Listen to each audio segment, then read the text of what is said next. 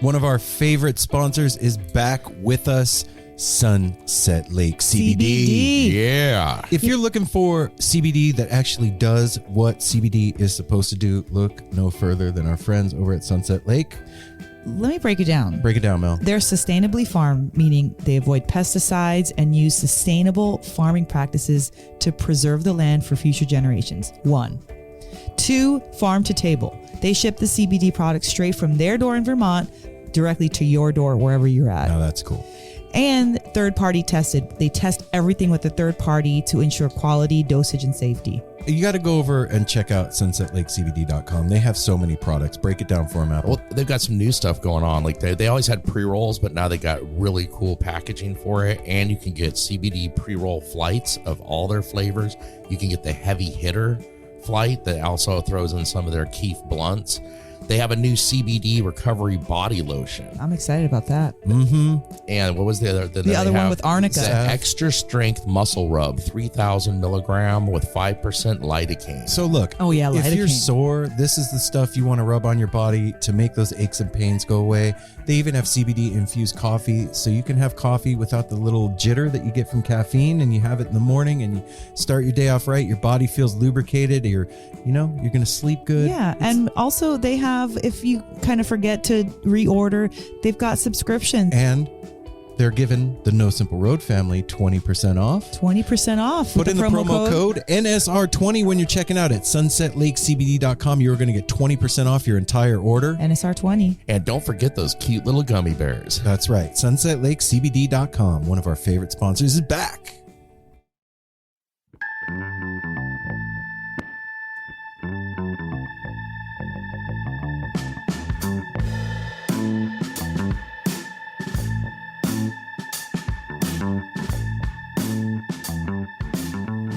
This week, No Simple Road is brought to you by Manscaped. Manscaped. Go to manscaped.com, put in the promo code NSR20, and you will not have funky hairy balls anymore. Your funky hairy balls will be manscaped. They have this thing called the Lawnmower 3.0. It's got a little light on it. It's got a flexible ceramic blade. So if any of you out there have ever tried to trim your balls with your beard trimmer, oh no, ouch, don't do that. And it's fucking gross. That's disgusting. But even more than that, it will pinch the skin on your sack, and that is no fun. Nobody wants to pinch your sack. And then depends where you're at. But anyway, go to manscaped.com. They have this thing. It's called the full package. What is it called, Apple? Help me out. Perfect package 3.0 includes crop preserver, an anti-chafing ball deodorant, and moisturizer. And you already put deodorant under your pits, so why not put it on your balls? Because you want that to smell good. It's like the armpit of your package. It's the armpit of your crotch. Yeah. And then there's also these beautiful, awesome silky boxers, which I am wearing today, that it's to put your package in. And it's to put your package in. Once you've cleaned up your package, you put it in the package they provide you, and you're all taken care of. And speaking of sweaty and stinky balls, I am really thankful for their Crop Reviver. This product, along with the Crop Preserver, keeps your balls from sweating, and it keeps you from getting bat wing. You don't want bat wing.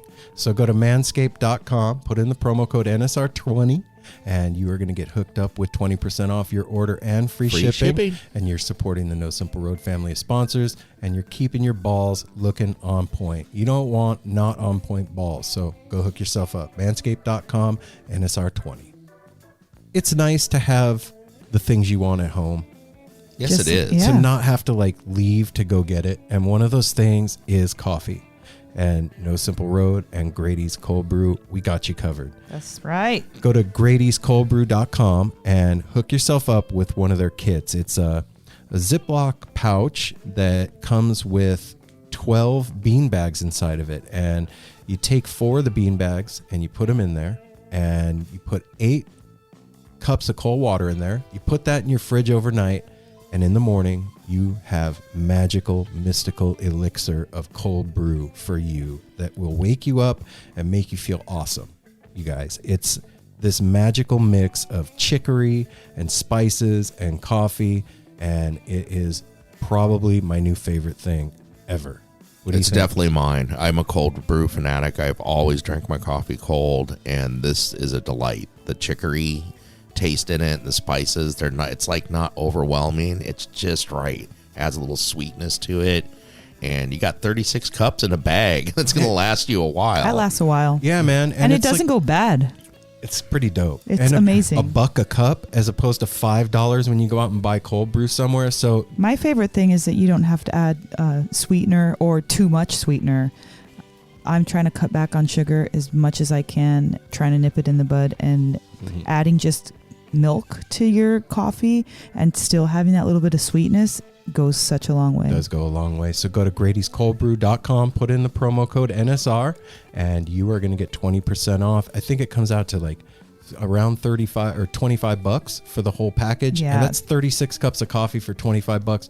Just try it and Yeah, see if you try dig it. it. And I'm sure you will. You'll be supporting a local New York company, a real dude named Grady's, and you will be supporting the No Simple Road family of sponsors. Grady'sColdBrew.com, promo code NSR. Spring has sprung, and it's time to hook yourself up with something new. It's time to refresh everything.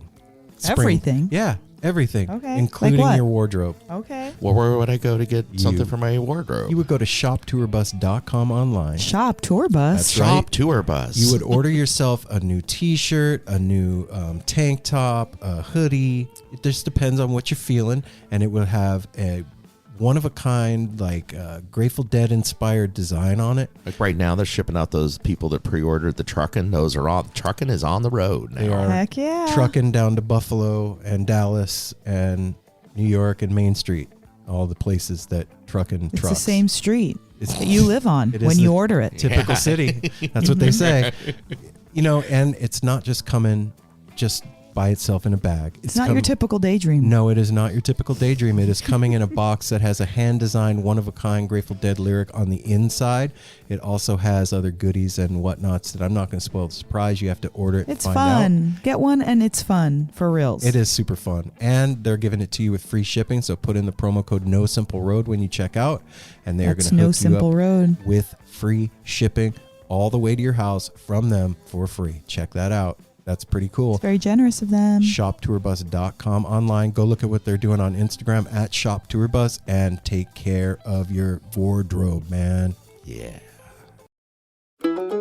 Hey everyone, Chris Pandolfi from the infamous String Dusters here to let you know that my podcast, Inside the Musician's Brain, is back on the airwaves for season 4, which means it's time once again to get deep with influential musicians from all across the musical landscape to really understand and translate the lessons of success, failure, inspiration, and hard work that are behind the music and the artists that we love. My guests this season include Rachel Price from Lake Street Dives, Sam Bush, Chris Wood, Chris Funk from The Decemberists, Lindsay Liu, MC Taylor from His Golden Messenger, and more. Check us out, and thanks for listening.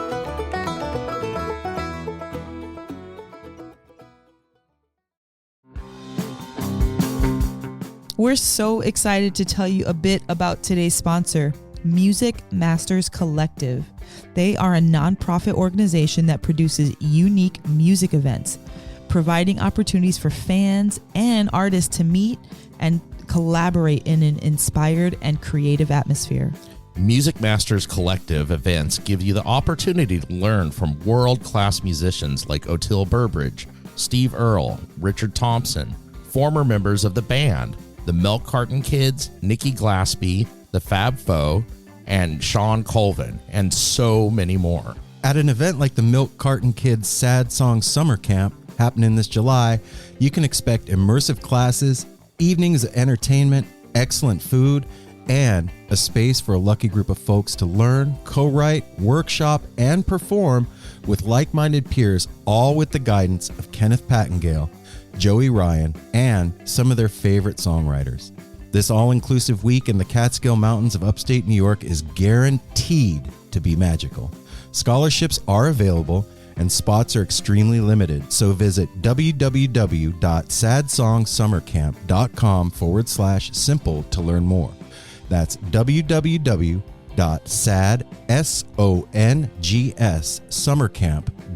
www.sadsongsummercamp.com/simple. Check it out.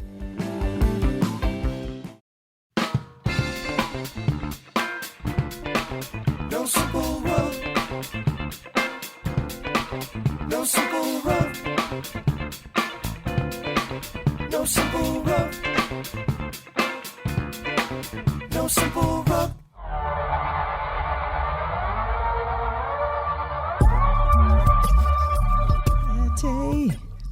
think it was the 4th of July. Sing it, babe. Peanut Saturday. Come on.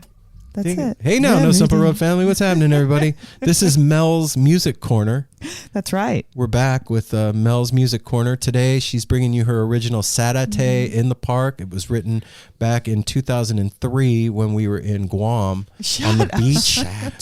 I was actually weaving sandals out of rattan at that moment, and she started singing that song. Right. And all the clams were actually coming to the edge of the ocean to hear her singing. There was some of that calypso music That's in the right. background. Yeah. It was a whole Yeah, it set. was all It was a bullshit, thing. everybody. Offshore And breeze. then Welcome those to No pina Simple coladas. Road, everybody.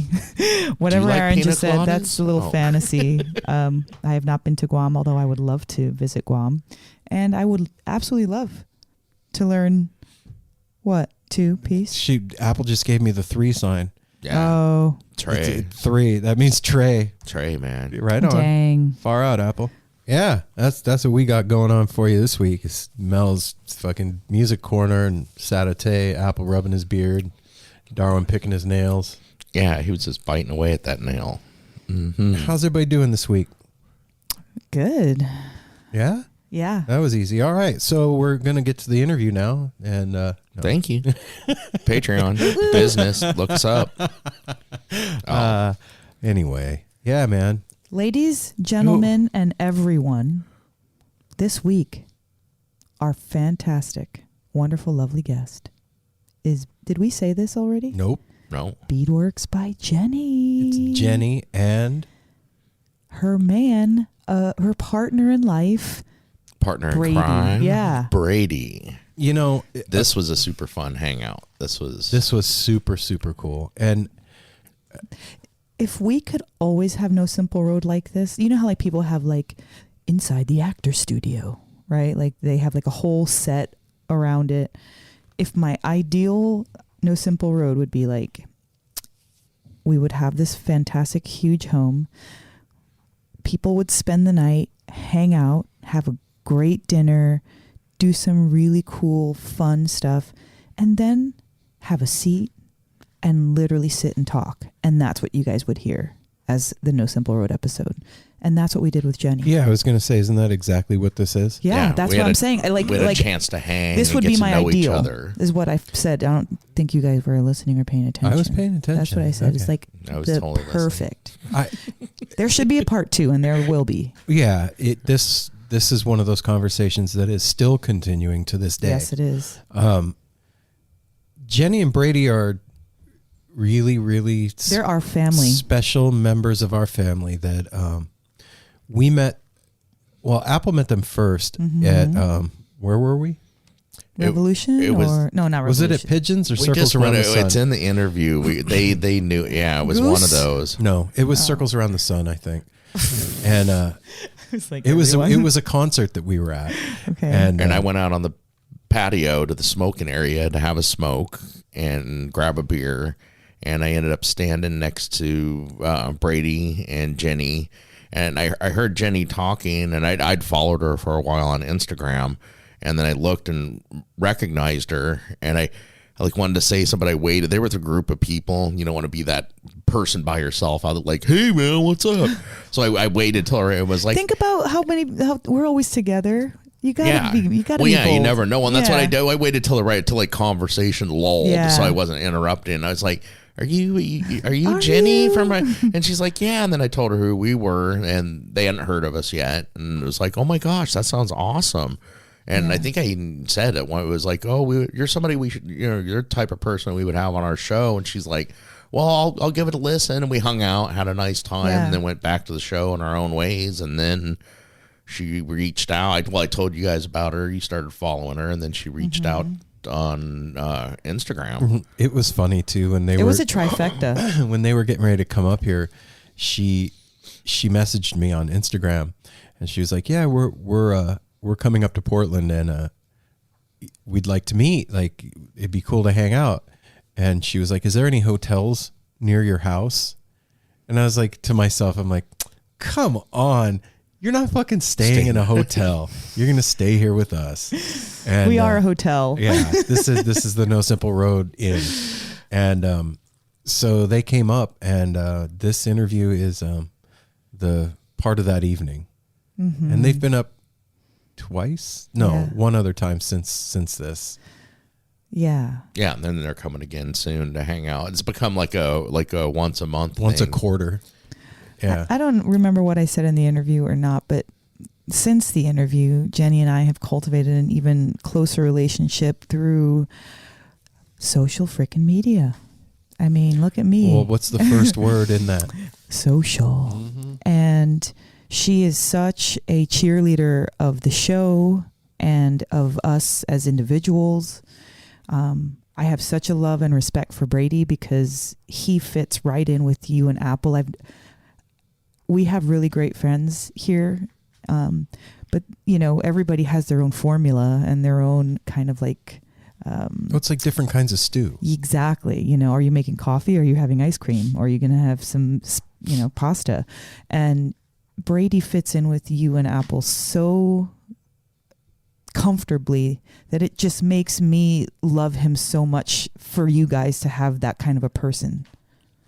You get what I mean? Oh, yeah. Like, damn, he's like just like you guys, like prepared, has his shit on lock, loves his girl, is watching out like a big papa bear. Like, he is somebody, and I'm sorry guys, I'm hitting this book because I'm passionate about how fantastic it makes me feel for the guys to have a man like Brady in their life. Yeah, it was super cool meeting him. I mean, I knew that they were going to be family just from texting with Jenny a little bit, but I didn't know I was going to meet like my long lost brother. And that's how he acts and acted immediately. I didn't expect or count on being as close with Jenny as we are. You guys are two fucking peas in a pod. If we were in the same city, if she lived in Portland or if we lived in Eugene, I mean, we would just be two birds of a feather. Because she reminds me of like one of my cousins.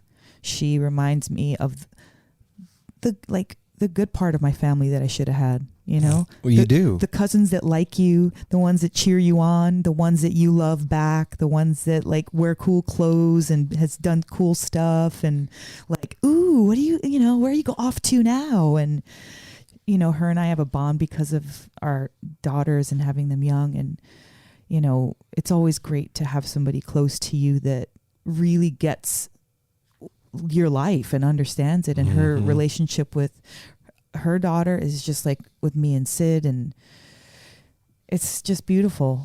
This is a really beautiful, I'm proud of this interview. I'm proud of our relationships that we've cultivated. And this is the No Simple Road family, like expanding.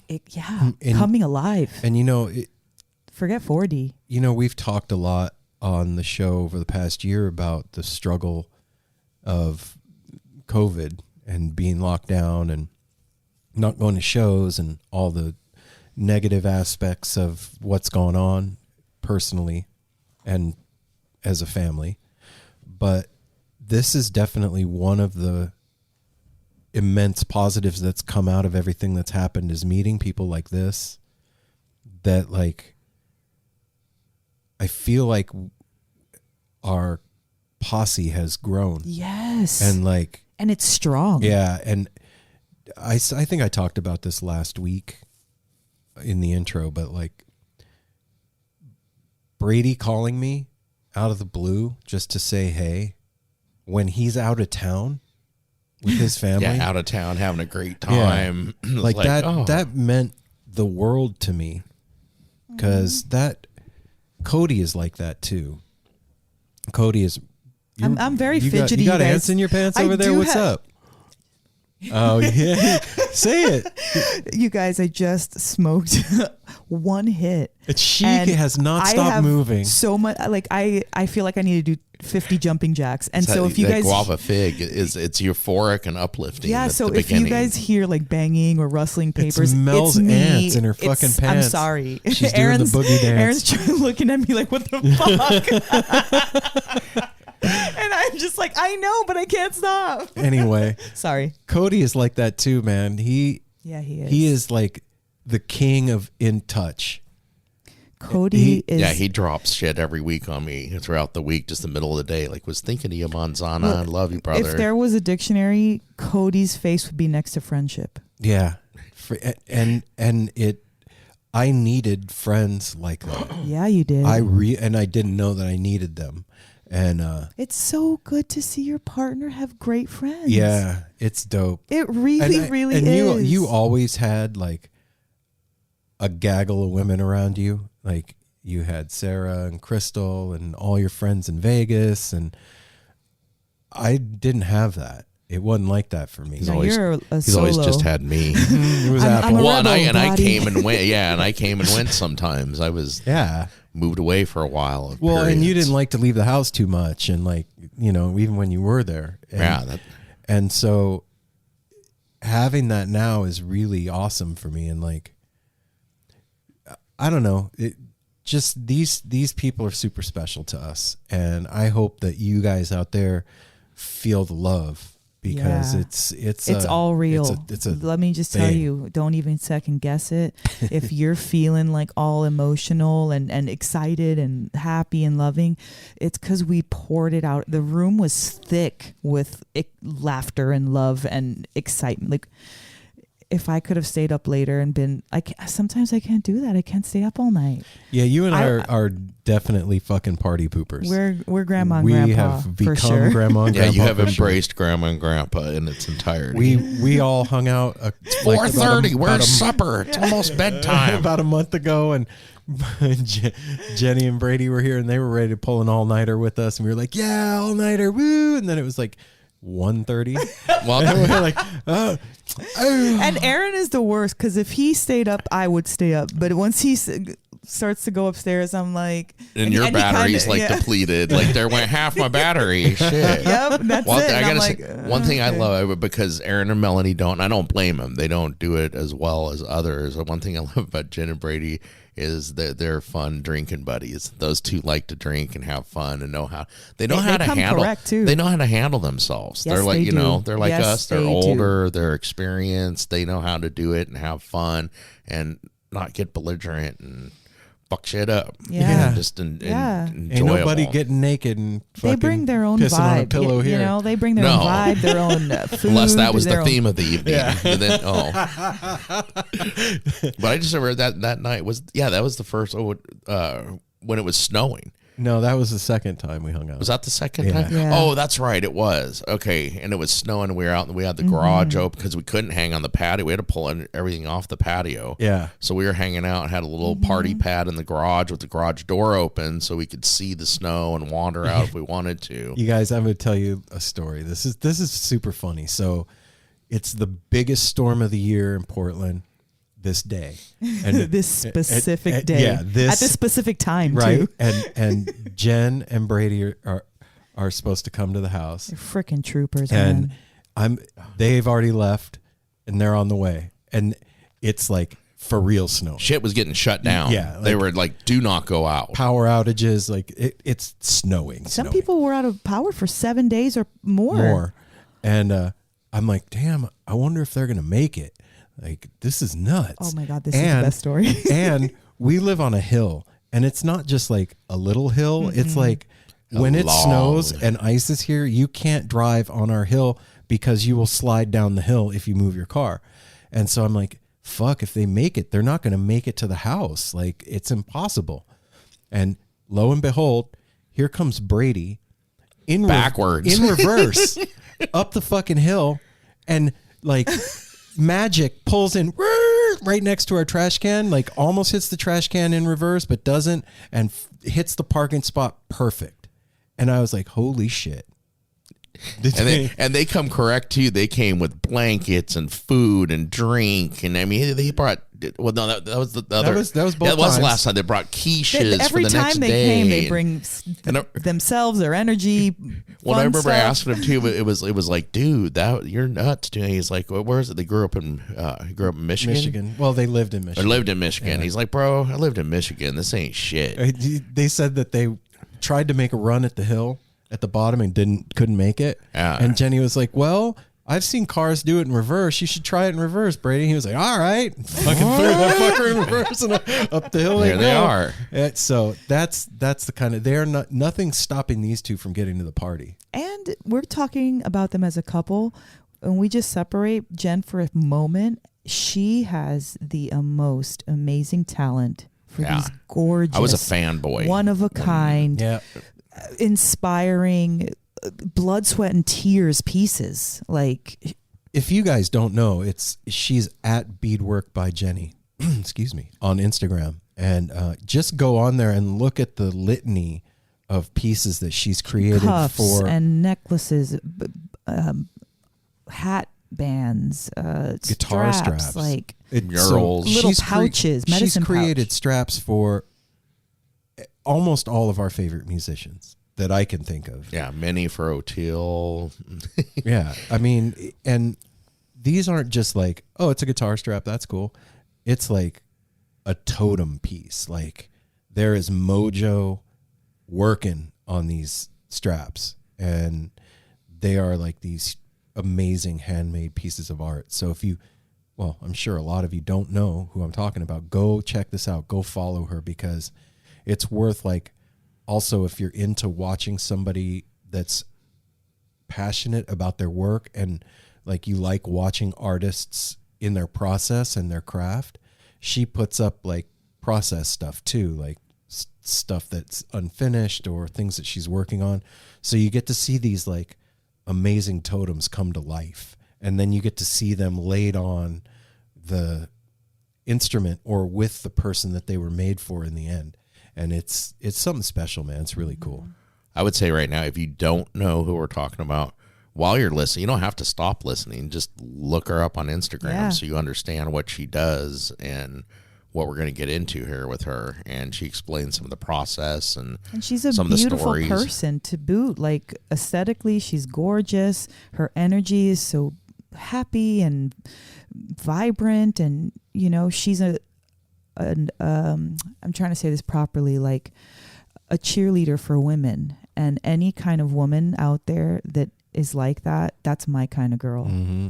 The kind of girls that deal with, what's her man got, or that girl's got too much of this, or whatever. If there's that, I'm just not down with that. I can't. Competition shit. Competition, jealousy. And it's not like I can't be friends with somebody like that, but that's not my inner circle. No, that's not your jam. No, I can't be like that. And she's such a lover of what we do and such a cheerleader of me personally. And I'm just really grateful to her. And so thank you, Jenny, for all those things and more that I can't say. Right. And, and Brady. And like I said in the beginning, like if going through COVID was the price paid for having them added to our family, I'm actually cool with that. And that's saying a lot.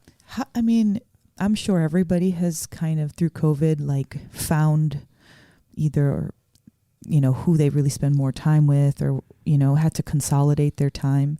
And that is something I never expected, was to cultivate a relationship through COVID so strong, like, I want her to come over every weekend. I want to go visit her and every weekend, Mm-hmm. But, well, yeah. You guys will hear. We're going to get to it here in a minute.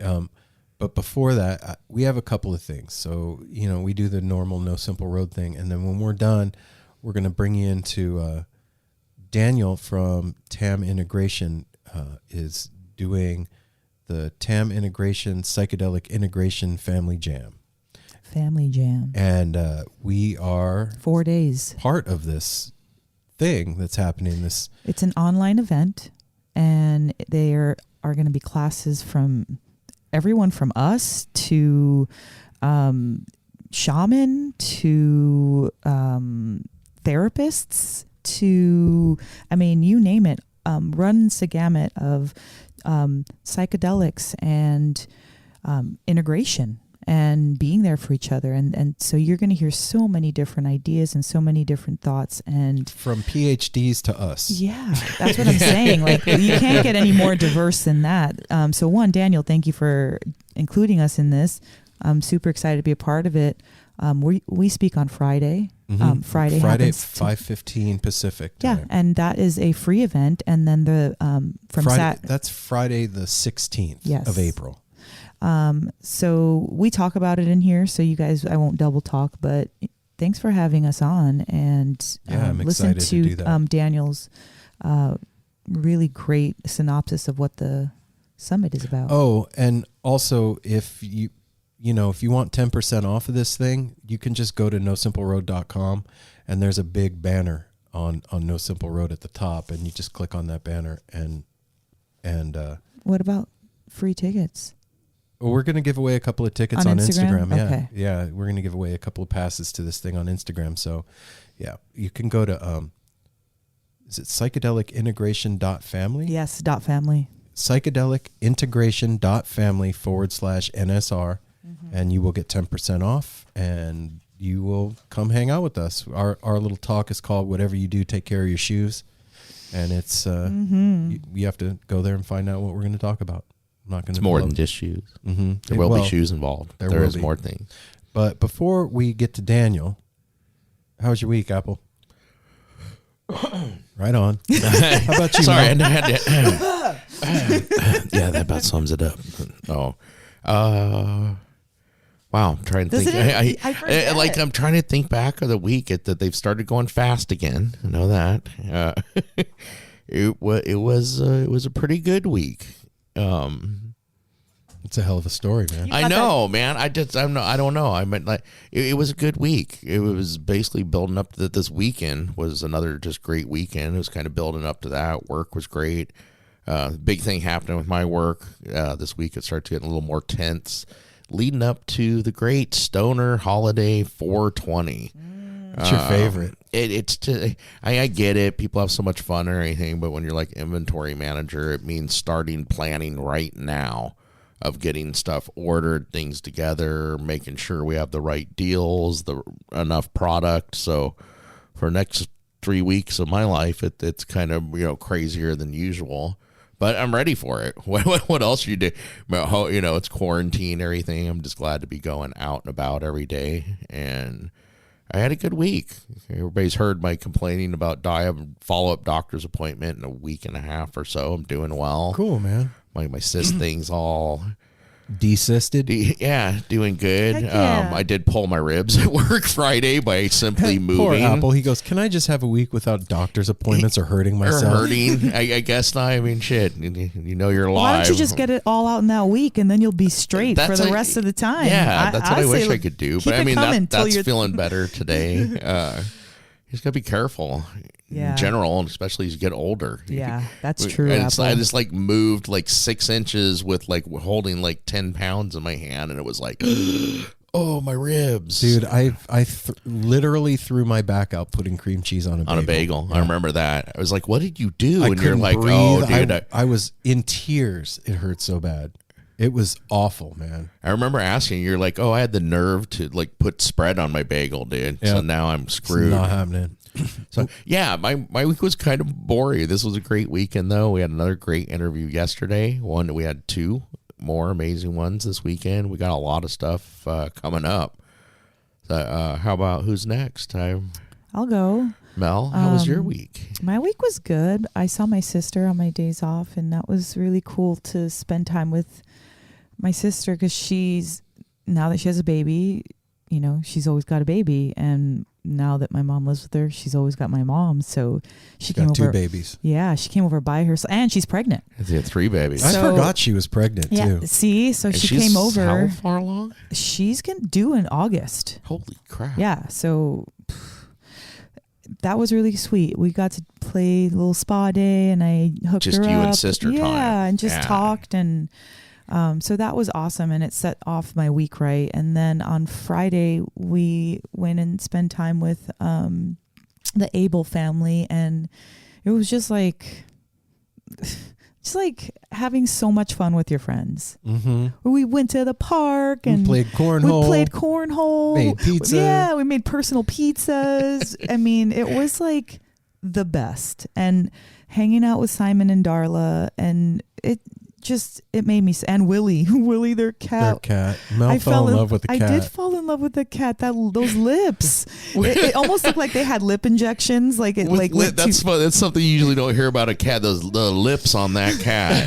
Like, What? That's why it's special. It was He's got like the bottom part of his the bottom part of his mouth is gray and the upper part is white. So it looks like a big white lip. okay.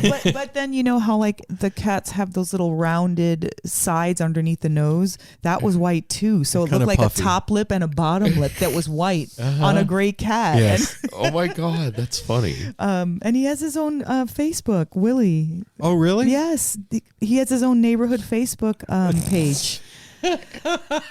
Yeah. The famous cat. Willie walks dogs and people to and from the park. He walked us to the park. He walked us to the park, did a few laps with us, and then walked then home. split. Have they had this cat the whole time, or is this Yes, a it new- does what it wants. That's why you Okay. didn't see it when you were Okay. around. Yeah, Well, he wasn't happening. does what he wants? And the best part about Friday, that was on Friday, but the best part about Friday was our drive to their house. It was like a little over an hour Yeah, away. It's an hour away from Portland. Yeah, and Aaron, I mean, I'll let him talk about it if he feels like it, but I'll just say this, like, you know, like when you have like something going on and you just need to talk about it, or just it needs to come out, and maybe you're around that person and you know it, but you can't say it because you don't know what it is. You can't be like, hey, what's in the brain of yours? Like, you don't know.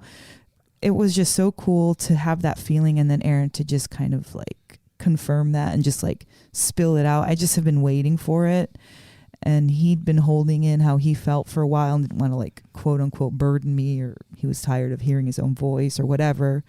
But I was just like waiting for it to like get out of him. He looked different. I told him I was like kind of concerned. I was like, your color looks like shit. Your dark circles under your eyes. And I know he's under just so much thought pressure. But the drive was, first of all, it was gorgeous outside. So it was like a beautiful Oregon drive, blue skies, green trees, like beginning of spring. Amazing. There was unicorns. There was. Birds. And then he was just sitting there like saying everything that was on his mind. And because I didn't have any offense, I was just kind of waiting for it. It was just such a fluid conversation. And I really felt like, Well, I don't think I took a breath the entire trip. I mean, I think you did. Like there was a few good pauses in there, but it felt like you really needed it, and it felt good to hear it because it was like, okay, come on, say it. Like, you know? Let it go. Pull the cork out. So because of that, you woke up fantastic yesterday. Color was back in your face. All of a sudden you had a good night's sleep. We had an amazing interview that we did, and the day just rolled and rolled. And so now here we are on Sunday. So that's how my week went. It just, after that gush of whatever needed to come out, it just went up from there, and it's good. That's cool. Seeing you smile for real with your eyeballs, not your mouth, makes me smile, makes my belly happy. Oh, thanks, babe. A lot of body parts It's involved. true. Yeah. Eyes and mouths and bellies. belly feels, fucking Fucking unicorns. This is a hell of Eyes a are weekend. smiling. It was a hell of a weekend for me. Your nose is For happy. me too, man. I got the hell of a nose too, man. My nose better be happy. Uh-huh. Fucking thing. No, so I How was your week, babe? yeah. I don't want to like beat a dead horse. You're working your process, babe. I know, but the Repetition the helps. fucking horse is dead. Like, it's been dead. That thing has flies and maggots. It's bloated. Beat it into a Yeah, pancake. it's a fucking mess at this point. But there's always a Come but. here, horsey, horsey. Yeah, come here, horse. However, He's got one, his tail twitched a little, dude. Get it. You're not horsing around. Come on. dang. Anyway, I don't know, man. The roller coaster is real, and I got hammered this week. I felt it last weekend coming on, and there is no rhyme or reason. There's no triggers. There's no thing that sets me off. There's no fucking reason for it. It just happens. Yeah. And I'm fucking sick of it. Like, for myself, I'm tired of it. Like when you get annoyed with your own voice in your own head. Like, shut the fuck up already. But, oh shit, that's me. And then you're stuck with that. And you can't shut it up. Stupid fucking loop in your head that says all kinds of stupid shit and is pointing out like all the stuff that annoys you constantly. And then like feeling the weight of all of that with no break. And then being annoyed and sick of it and trying to put a brave face on it.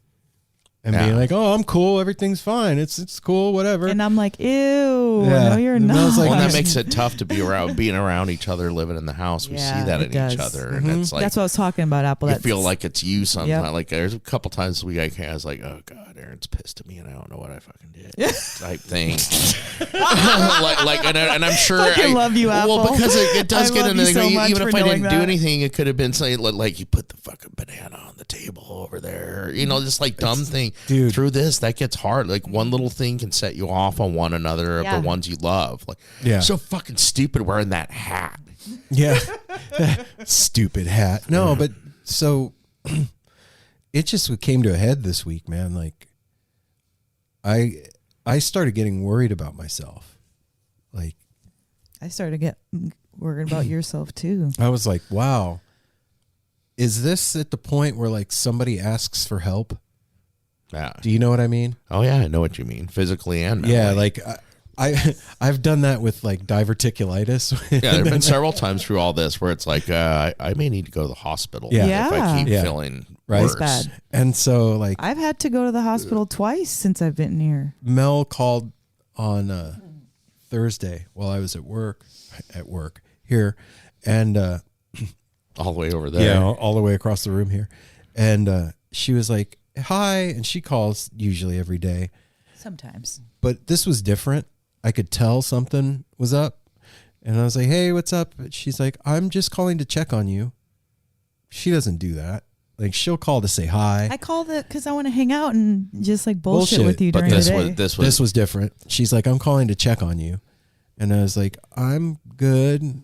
She was like, "Okay, like bullshit, but okay, and just know that I know." Basically, was the conversation. Yeah, and I was like, "Okay," because I really didn't have time to talk. Right, and I was just not going to get into anything.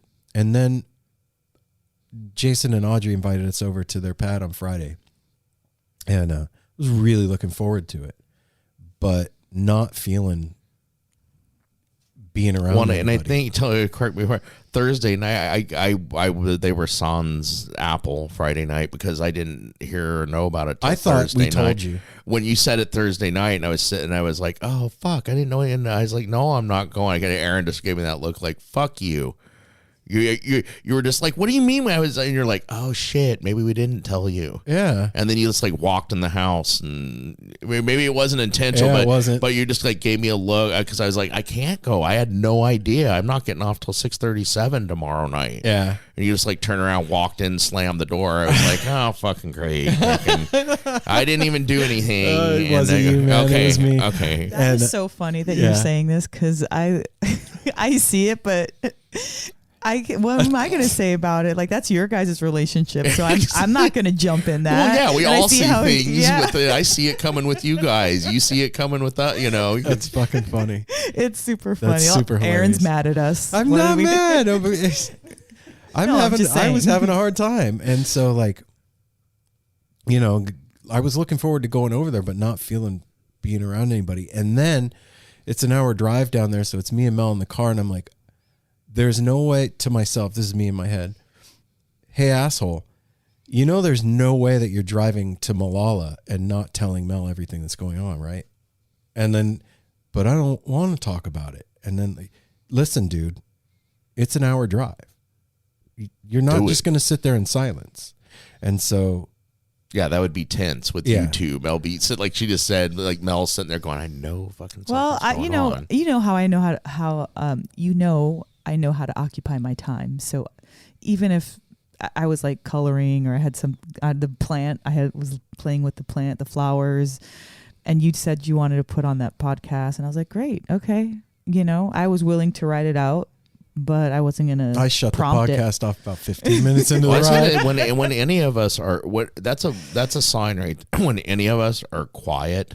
Oh yeah. Something's going on. These three motherfuckers are quiet. Something's wrong. Yeah, because even if there's not anything going on, then we're usually kind of silly, like kind of messing around, having there fun. When it's when it's quiet, you feel it. Oh my God! So thanks for stretching. I just unloaded on her, and not like yelling at her, and there was no beef between Mel and I, and I just told her everything that was going on, man. Like, I mean, the crux of it, the moral to the story is the world doesn't fucking care if I've had enough. Yeah. That's what he got out of it. That's not what I got out of it. Yeah, But that's where I ended up. What I got out of it was like, when you're ready to explode, all you need to do is fucking talk and you'll feel better. Yeah. I mean, for real. by the time we got to their house, You had lost 10 pounds. I was like, oh, duh. I just needed to talk to Mel about it. Somebody needs to clean all that shit out of my car while we're here having fun. Yeah. And I said stuff, but I didn't say too much stuff. I was super careful to make sure that I wasn't trying to tell you what to do or why you should feel a certain way. I just wanted you to work through your shit. I know you're not going to stay mad or sad. I just wanted to know, one, what am I dealing with? Like, are you telling me that you need to be in therapy? Are you telling me that you need medication? Are you just telling me that you're having a really fucking hard time? But this is what I'm... But until you get that out, feeling like that. Yeah. Number C. Yeah. Yeah. So I was just glad to hear. I don't care how it came out. I was just whatever you needed to, loud, quiet, music, no music, 5 minutes, the whole hour. I didn't care. I just wanted you to do your thing. Yeah. And I think,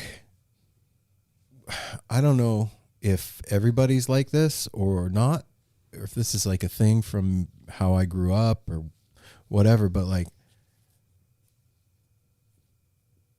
I feel like I'm the only one that's dealing with that. And then when I talk about it, I find out that it's mostly everybody going through the same fucking thing.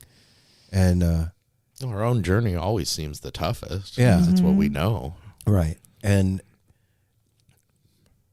it's just a culmination of everything, like being in the same four walls for a year. And then, everybody's like, well, you need to leave the house. You need to go for a walk. You need to get out to the grocery store. And then you get out and it's fucking weird. You just want to be home. And then you just want to get home. Yeah. And not to mention that the psychic pressure of the world is weird. And I'm empathic. And that's a whole other thing. And the news is weird. And like, whatever. I'm not going to go down the rabbit hole. But like all that there's like no safe haven. Right. And the only time that I feel like 100% is when we're doing this lately, and I don't know, man. There's a lot that happens behind the scenes with this show that it feels real every time. Like, what do you mean? What I mean is like you said the only time you feel 100% is when you're doing this. Like,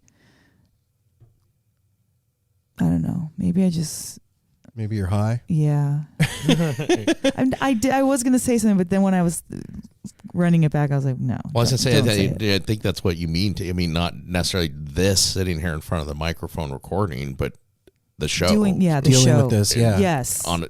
Period. 100%. Anything to do with the show is what feels right. Okay, and so thank you, Apple, for interpreting for me. And then what I was going to say is it's been creeping into more of our everyday life. It is. It's just there's no separation. It's part of the conversation that you and I had in the car. There's no separation for me between anything anymore. Yeah. Well, they got to that. It's just got to that point. Thing. That was a cool thing that happened middle of the week and stuff because Ryder used to be part of the show, but it's not really his thing. The other night when he was talking to you, talking to all of us about Apple. because we haven't realized it with he lives in the house with us, but we leave him out. He does not know what's going on around here ever, because it used to be the podcast. We had things completely separate, and then friends, and it has all become one. Yes. So we plan a lot of things, and he's like, I don't even know what you guys are talking about, because everything has to do with the show, and it's all come together. Mm-hmm. And he was like, I get left out on so many things, and he wants to. And he voiced it finally. So like you had that stuck in you. Like, just let me know what's going on. I want to be part of the family and still. I was like, I'm so sorry, Ryder. And I gave him a big hug, and I apologized, and like I was causing him pain. I didn't even know it, and he was holding it in and didn't want to hold it in anymore. Like he was just like, guys, I want to play too. Because it was like another thing, the Magnus thing.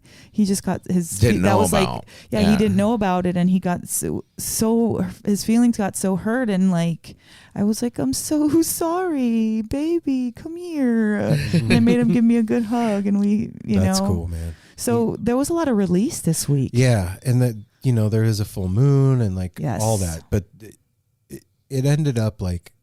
By the time we got there, I felt fucking great.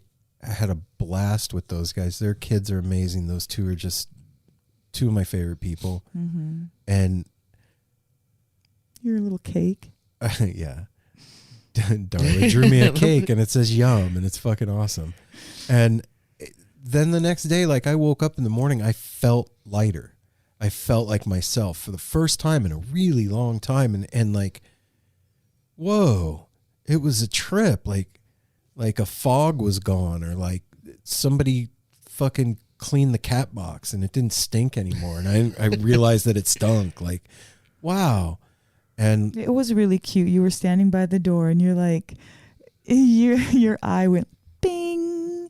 Like it was just really cute. You were like lit up. You were like, I feel good today. And it was such a good.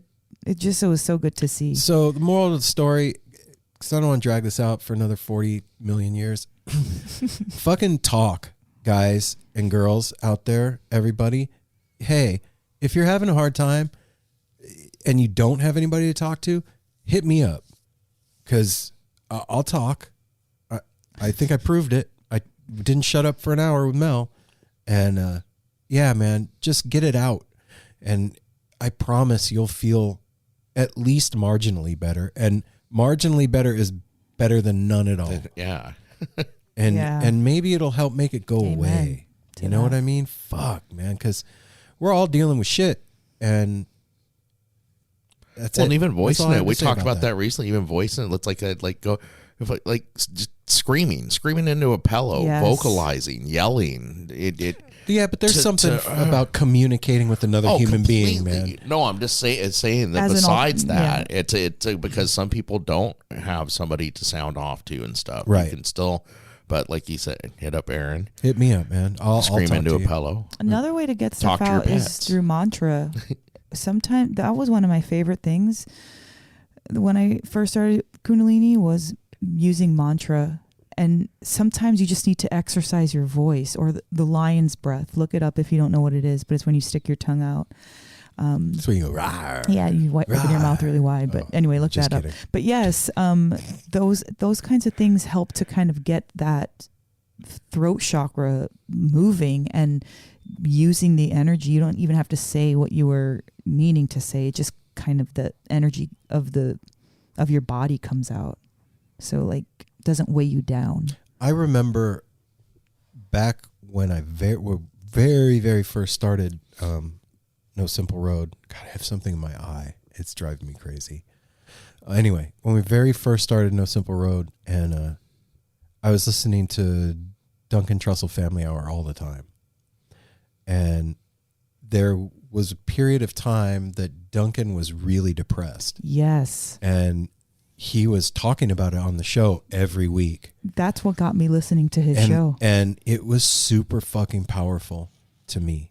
And I just thought of that while we were sitting here, because I was, as we're having these conversations, beating a dead horse. I'm thinking of you guys out there, and like thinking of the last 6 intros that we've done, and me saying the same shit all the time. And like, there's a lot goes on in my head while we're doing this. But I just thought of that. And like, if this can do that for one of you guys out there, fucking, oh man, it's so worth it.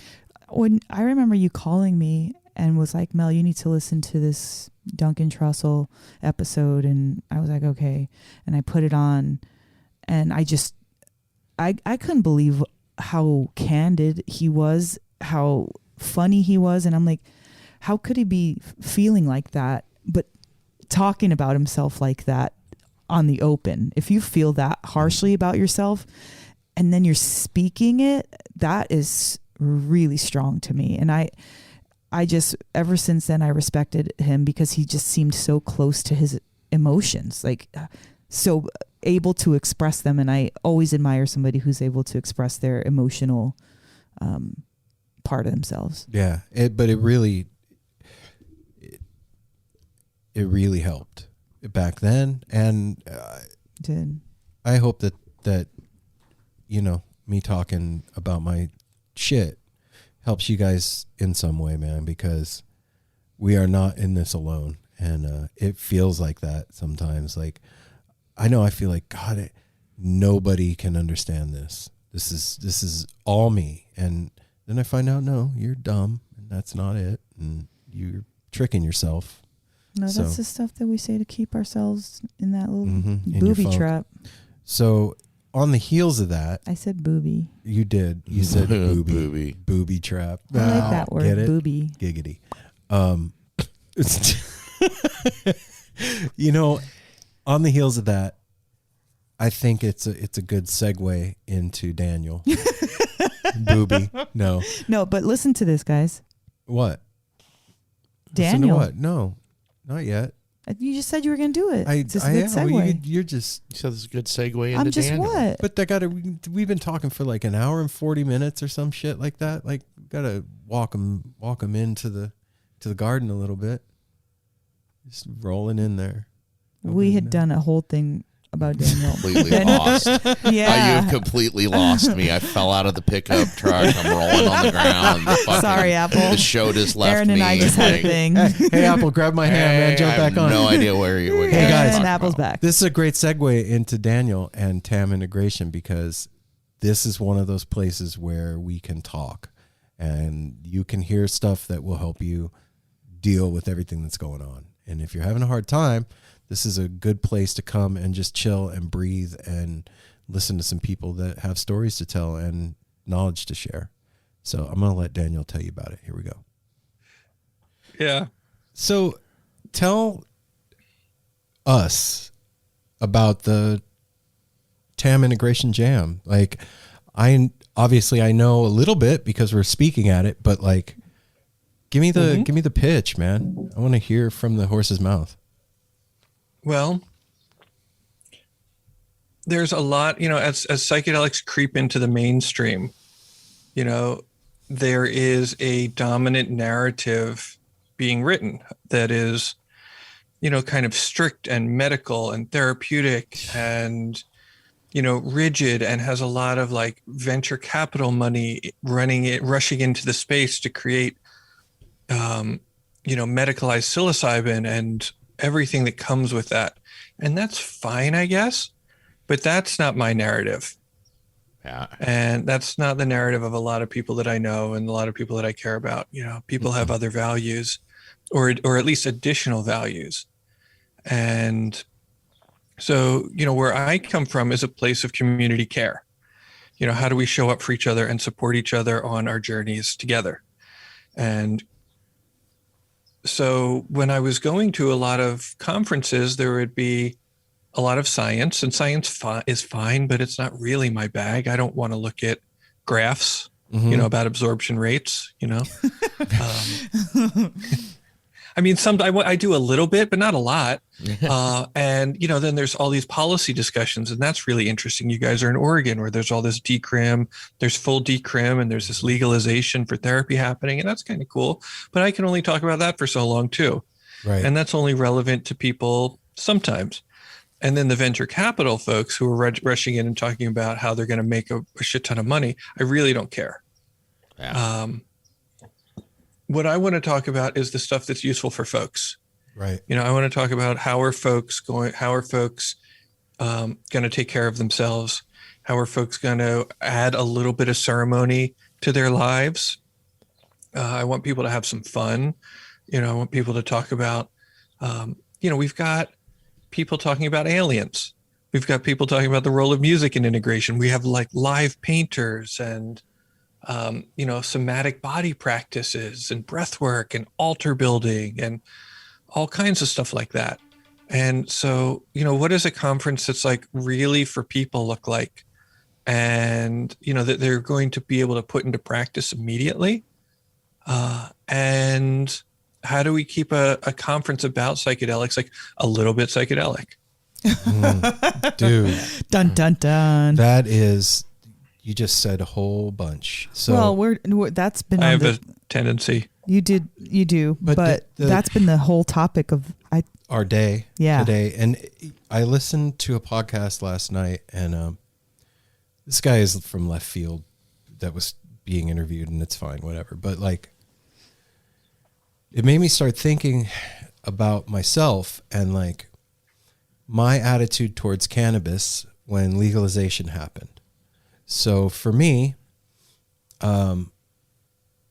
I had a really profound, intense, difficult mushroom trip back in the 90s. And ever since that mushroom trip, I couldn't smoke cannabis without getting super paranoid. Mm-hmm. I would be back in that mushroom trip. And over years, I learned to deal with it, and it came back into my life. And I always felt like I was doing something against the law because it was against the law. And I always felt, and that I liked that aspect of it. I liked being on the outside. That's who I am. That's rebel. Yeah. I liked that part of it. Hiding behind the dumpster at school to smoke a joint. That was a thing. You know what I mean? And now it's like, yeah, what vape cart do you have? Yeah, this is 52%. Like, yeah, and grandma and grandpa are vaping, all ages. And so when that happened, it kind of ruined cannabis for me. Like I was like, it's like milk now. Like it's just another thing. And now this huge push for legalization of psychedelics is happening, and I'm totally 100% behind it. I think that cognitive liberty is a huge deal, and that we should have the latitude to do anything with our bodies that we want, as long as we're not hurting somebody else, and make our own decisions as free-thinking human beings on this planet to do with our consciousness as we will. But that being said, legalization kind of ruins it for me. It takes the magic, mystery, and the naughty nature of it away. And I think things like this conference are super cool because it still feels like that spirit. Do you get what I'm saying? You get what I mean by that? Feels like that spirit of outside. I think so. Yeah. And we try, we try to do that a little bit. I am really aware that there's a lot of people in the space who are scrambling for legitimacy. Mm-hmm. Which is that's a mouthful. A weird scramble. You know what I mean? It's trying to be. People are leaving their center. They're leaving who they really are to try to appear to be something different for some sort of acceptance or some sort of payday or some sort of to finally get patted on the head and told they're good. And I don't think that that's necessary. I would really rather have more people sitting in their center and being like, this is what's true for me, and this is where I'm at, and this is what this means to me, and that sort of thing. And, the cognitive liberty thing, it almost makes it seem like, there's almost stigma there in the way that we're saying I should be able to do what I want, even if it's a little bad. But the thing is that what we're doing is actually wholesome and healing and positive and connective and community building. And the fact that we're not allowed to do that is a freaking travesty. Mm-hmm. They should be explaining to us why we can't do this. We shouldn't have to we shouldn't have to say, I should be able to do what I want. That should be, why isn't that a given? Yeah. Mm-hmm. Wow. Yeah. I've said that It's it's in its reverse. I totally understand. Well, everything is upside down right now. I mean, a lot of things are upside down. Well, and making it out a ceremony, bringing out the spiritual nature of these things, that's not what's happening in these laboratories and in these scientific realms. It's all, like you were saying, it's graphs and percentages and data and money, controlled environments, and none of that is sacred. That's all bullshit. And okay, now it's legal. Now you took away, and I think what maybe Aaron was saying is not necessarily the naughty nature, is the spirit out of the thing. You're taking the spirit and you're just using it and abusing it. It's like, abusing someone's body, but they're more than just the body. That's the vessel. Well, you can't negate the efficacy of the clinical nature of psychedelics. Like there is a reason that, like, it's a good idea. Legalization for sure. is beneficial for those people that would never have done psychedelics had it not become legal, and they need help. You know what I mean? That's not a bad idea. No. But I think what Daniel's saying about, like, just not being in charge of my consciousness, that doesn't make sense. Yeah, we have to ask permission or be given permission. Yeah, they do talk about it in, the clinical term for it is the betterment of well people. Like those are, because there's work for, there are people with PTSD and treatment resistant depression. It's wonderful to be able to give those people relief. Yes. But for those of us who are, and I would challenge that when you're saying, I'm naughty and I'm an outlaw and things like that, I don't want to take that away from you. But, what I hear is that I'm wild and free. Yeah, that's what I mean. That's exactly what I mean. And part of it too is like just to make it relatable to people that are listening, like being on lot and having a dose in my hand before a show was a feeling of getting on a roller coaster. Mm-hmm. You didn't know where that night was going, and you were willing to buy the ticket, take the ride, and do the thing. And in a clinical setting, I think that I mean, you still will have that roller coaster feeling, but it's scripted in a way that I don't get, me personally. Like I said, I don't want to poo-poo anything. I think that psychedelics are beneficial for anybody that feels called to do it, and you should have at it. But I like that, like you said, wild and free. Like I don't know what's going to happen here, man, and let's do it and find out. It's like anything, though. It's like the pros and cons. People have access to it that really need it, that never would have tried it before. Hell yeah, that's a great thing. People who maybe now you're not allowed to, under government guidelines, take it because it's under clinical or, medical supervision or something, like that's when you start to kind of get into the choppy waters, you know? Mm-hmm. I know there are some therapists who are going to be at the conference who are absolute saints. Yeah. They totally could have these folks could have just as easily been shamans or priests or what have you, maybe temple prostitutes. I don't know. Right. something sacred, and they happen to be therapists. Of course there are also folks that you would have to be crazy. This is a joke. You'd have to be crazy to entrust your mind to them. And so, it runs the gamut.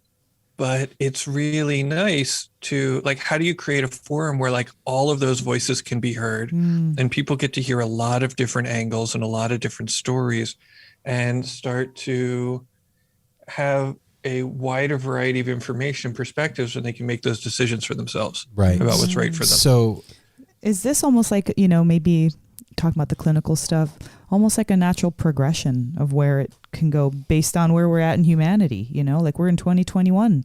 So I'm not saying take it out or take it out of the jungles and take it out of our homes and put it all here, but maybe this is like part of integration. Yeah. We don't have flying cars, but we're getting psychedelics legalized. So it's a good thing. Right. One step at a And, time. you know, we also have to realize that the underground is robust. Oh yeah. The underground can survive a little medicalization. And true with the cannabis industry too. Like completely. That's a 100%. great. Yep, absolutely. I want to make sure that everybody understands what this is too. Like, this is 3 days of 4. We added Bicycle Day. Oh, well, why wouldn't you have Bicycle Day? When's that? We got it's April 19th. We Okay. got 2 legendary, world famous acid chemists to speak. Whoa. And granted, keep in mind the only reason somebody is a famous acid chemist is because they got busted. Right. Oh, Right. shit. You don't really want to be a famous acid chemist. Yeah, you don't want everybody knowing your name. He's William Leonard Picard, who was, I believe this is his first public appearance since he was given compassionate release because of COVID, you know, last year. Mm-hmm. And then Casey Hardison, who was, you know, imprisoned in the UK for a while. Wow. Those people are responsible for lighting up a lot of minds. Yeah, William Leonard Picard was, you know, remember the drought, the acid drought, and you know, around the turn of the millennium. Yep. Yeah. So that's okay. All right. Well, you know, So 4 days. So 4 days of content celebrating, you know, preparation, journey, and integration. Wow. that's going to be so much fun, man. I'm really, really stoked that you asked us to Be a part come of along this. for the ride. It's going to be a trip to see. I wonder, Daniel, what are you teaching? A couple classes? Well, I get to moderate a lot of Okay. things. So, you know, I get to introduce you guys, Yeah. you know, and sort of maybe bounce a couple of thoughts off of you. And, you know, as long as you keep the ball in the air, I'll keep my mouth shut. But, you know, if you need a softball, I'll throw one, you know? Heck yeah. Cool. But I'm going to talk about, you might get a kick out of this. Maybe Mel, maybe you want to moderate me on this one. Okay. Consciousness-based integration and the practical ethics of the Yoga Sutras. Ooh. You know, I want to talk about how, because my integration process, I had sort of a tough time back in like 98, 99. I had a little bit of a break, you know, just like one puddle over the line, you know, and I sort of put myself back together with yoga practice. And so, you know, the Yoga Sutras and like the yamas and niyamas and things like that, right, sort of gave me some guidelines. Yeah, you know, some like structure. how to, you know, keep my shit together. And so, you know, that's what I'm going to riff on. That's awesome. Damn, man. Yoga's transformative for so many down spots in your life, you know? So this is no different. This is a great part to talk about. And then also keeping in mind, you know, therapy is, you know, $100 to $200 an hour, and yoga class is 15. I think you get a lot more I'll with put it. a good yoga practice up against therapy anytime. I'm backing you on that for sure. I mean, Anytime I feel like shit about myself for any reason, whether it's my body, my mind, yoga is always like my mat is where is my like spot I can always guarantee to find myself, my real self. Mm-hmm. yeah, that's crazy. Cause like, I didn't get into yoga the way you did, but I know what you're talking about just from dipping my toes in the pool. You know what I mean? And my break came early 90s. And for me, it was magic that started putting me back together. Ritual magic. That was like my thing that started giving me structure. That and the lyrics to Grateful Dead songs. Yes. Those two things. But yeah, man. You know, we're having magicians at the conference too, right? No, I didn't know that. We're having a panel of psychedelic occultists. Oh, wow. Yeah. There's a quite extensive. I mean, I scrolled through and I was like, eyebrows up for a lot of it. Like you've compiled a really amazing array of people. You know, what do they say that, you know, you're the average of like the 5 people you spend the most time around. I have never heard it's like, that. That's Oh. absolutely true, though. Wow. yeah. So I just try and what do they say? I try and play out of my league, I'm trying to like, Yes. trade up kind of thing. That's been the Trade up. that's been the 2020 2021 mantra right there. I'm playing out of my league. Here we my go. gosh. Let's see what happens. Right on, Daniel. Thanks for playing out of your league. Yeah, That's man. a fun game. So where do folks go to sign up? Well, they go to psychedelicintegration.family /NSR. /slash NSR, and they get 10% off. That's dope.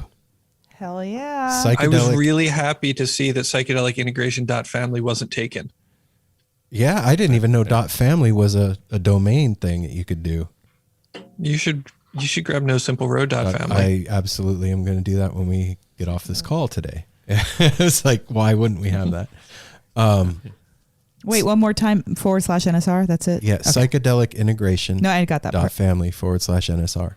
And Got that. it is not what you would expect as far as price. I was really blown away that it is as affordable as it is. Like this could have been very expensive, and it is not. It is doable for basically anybody. Yeah, and Friday's free. Woo, woo. First time's free.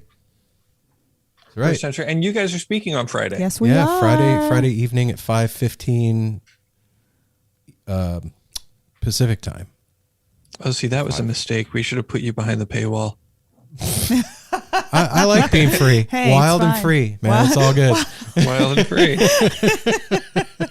But yeah, we try. Well, we have we've got some core values.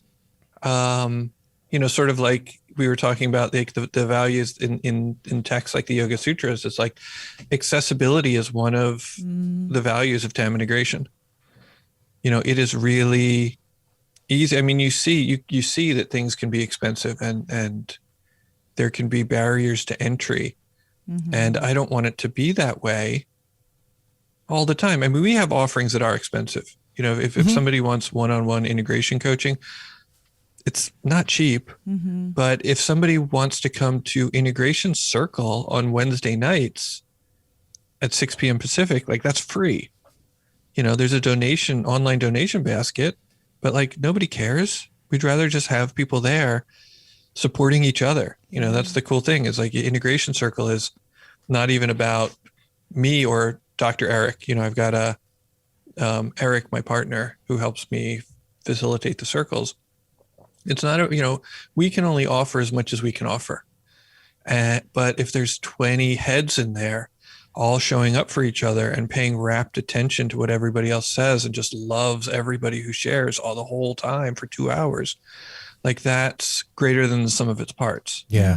I think back to my stuff back in the day when I was losing my head. And if I would have had access to something like that, it would have really made a huge difference in where I went, So that's really cool that that's out there and offered for everybody right now and that it's free. And like I said, the integration jam is I was expecting it to be a couple of $100 and it's a couple of $100 not. You know what I mean? Yeah. It's like what, $49 is the lowest one, right? Well, it's $49 for live access. Okay. For early bird live access. I think it might have bumped up. Early bird just ended, actually. It might have bumped up to $79 or $99 or something like that. Okay. I would certainly suggest that people, I think for $149, you have lifetime access to everything, which is kind of what you want to do because we have 2 tracks. So there's stuff happening. There's two, I really just wanted to do a little simple thing. I just wanted no to do simple a road, little Daniel. tiny thing. And then in the first day I was like, oh, okay, it's 3 days and I have 6 spots and that's okay. That's 18 hours of content. And I accidentally invited 30 people on the first day. And everyone said yes. Everybody said yes. There's a couple of people who said no, but we'll get them next time. Or not. Some people are spooked by what we're doing. I have a wonderful friend who I love very much, mentor to me, and she's a PhD or a PsyD, and she won't do this. She was like, I love you, but like I'll be over at the medical conference. Thank you. Mm-hmm. You know, and that, you know, it's okay. You know, I don't want to do some of the things she does either. Yeah. Right. It ain't for But everybody. so there's 2 concurrent tracks, Okay. which means that if you want to catch everything, you probably want lifetime access. Right. And then you have access to all the videos and forever and ever and ever. Stuff that you couldn't see because you were already seeing something. Yep. Right. And then you guys can give away like two tickets Oh, really? to your listeners. Why not? How many do you want? Is that enough? 2? You want Yeah, 5? that's fucking perfect. awesome. Perfect. Yeah. All right. Yeah, we haven't done a giveaway in a while. That'd You be heard cool. it here first, folks. Yeah. We're giving Right, some and shit away. that's That's And awesome. that's the other thing about accessibility is being on Zoom enables people from all over the world. Yeah. Because Yeah. like, you know, there's really cool conferences that were happening in like Prague and Acapulco. There's psychedelic conferences all over the world. And like, I knew people who somehow made it work. They go to all of them. You know, it's not even like a tour up the coast. You know, it's like from Prague to the UK to Acapulco to Wichita. And it's like, that wasn't working for me. So I knew it wasn't working for other people. Right. So we started these conferences before the pandemic. Like we were doing it online before because we wanted people to be able to show up. This is really, really cool, man. I like I said, I'm honored that you asked us to be a part of it, man. And we'll do you proud, brother. For Right sure. on. Well, you supported me the first time. You know, like the first time, like I was like, Well, we're family, of course. I was so nervous about the first psilocybin summit. I really didn't think that I could pull it off. But, you know, the voices, I was on a large amount of intramuscular ketamine. And I decided that I just had to like stand firm and make it happen. You know, that What is a city without its music? The legacy of the New York Philharmonic is incredible. Nearly 2 centuries of history. That's a lot of music and a lot of stories. I was sitting on stage for the very first time thinking, I can't quite believe this is happening. Join me, Jamie Bernstein, as we explore the history of the New York Philharmonic. It's the NY Phil story made in New York, a podcast about a city, its people, and their orchestra. Listen wherever you get podcasts. and I asked you guys if you would like sponsor it and stuff. And you guys gave us like a really amazing shout out in one of the podcasts. Mm-hmm. And then why wouldn't I? You guys are freaking brilliant. And you like the way you just are in the world is exactly what we're trying to do anyway. It's like you're doing what we're doing. Yeah. I got you, man. We're- It doesn't feel like that. We're from walking here. home Yeah, together, Yeah, man. we're walking home together. It's I think if it felt that way, then we would lose the genuine Yeah, we nature would. of it. Yeah. Well, it's like Daniel, when Aaron first told me about that a few weeks ago, my first response was like, why does he want us involved? like, you know, sometimes it's hard to realize that you're actually making an impact. It is very flattering that you're throwing us in this mix with all these people that are like with degrees and that do that, you know, you're throwing Dude, us in there. You graduated with honors from Grateful Dead University. Yeah, but I know. School of Hard Knocks, Yeah. bro. Yeah. So I mean, and then that's cool that it's from people that aren't looking at it from that angle. I But guess. yeah, we need all kinds of, we need diversity in that, you know, Yeah. all different kinds of brains in there involved. Yeah. It ain't one kind of person going to make this thing work out. We got to take care of each other, man. So, Daniel, I love you, brother. Thank you. For real. Yeah. Love you Thanks. guys too. Yeah. It's Each and every one of you. super cool. Samesies. And I'll shoot you an email today and we'll work out the details of how we're going to give away the giveaway. Okay. I mean, Cool. you can do whatever you want and just tell me who it is. Oh, okay. That's easy. Yeah. Well, we Whatever you want, tell could me. do like we figure something out and let Darwin pick, like we always, you know, have some kind of thing, and then Darwin picks the winner out of 3 that we poll or something. Okay. All right. All right, Daniel. Love you, man. We'll talk soon. Love you too. Thank you so Bye, much. guys. All right, right. brother. And that's Daniel from TAM Integration. You guys go go to the website, go do the thing, sign up, and come hang out with us and be part of this. Yeah, this read is some going of to the be speakers' amazing. bios. They're amazing. Dude, that's a hell of a cast of characters. Mm-hmm. So at this point with today's episode, there's further ado in this episode. You have made it 124 minutes, an hour and 24 minutes into the show, and we haven't even gotten to the guest yet. No, we haven't. And this is like somebody that you really need to hear. So I think the three of us are done. We're going to do the business and get you to the interview. What do you say? You could have just done the business and got him to the interview. I'm going to do the business. I see it. Let's do the business. I'm going to do it. I'm going to do it quick. Follow us on all the social media stuff at No Simple Road. Go to www.nosimpleroad.com. Sign up for the newsletter. Go get yourself some merch. Some of you have signed up and gotten merch also. And Nikki, shout out to her. Oh, wow. She's a Chan donator. And we have a couple of new Chan donators this week. I know Todd is one of them. And damn, who's the other one? Help me out here, guys. And Nikki. Oh, I said that. I did help you out. You didn't help yourself out. I wasn't helping myself. So Nikki and Todd, thanks for signing up on Patreon. And those of you that don't know what the hell we're talking about, that is how you can help take care of the No Simple Road family and make sure that we keep getting to bring you 4-hour episodes like this. So you go to patreon.com/No Simple Road and you sign up, and it's like you can give like $1 or 10 or 100. And every month we get a little bit of that, and it's fucking awesome. And that's how we keep doing this. And if you don't already know it, No Simple Road is part of Osiris Media, and there are a ton of amazing podcasts on Osiris. So go check out the litany of great shows and content that is being produced over on Osiris. Go to osirispod.com and check out all the new stuff that's up there. There's a bunch of really cool shit happening. So go check that out. And what am I forgetting, guys? Tap in line. 971-808-1524. Leave us a message. Tell us hi. Tell us a story. Sing us a song.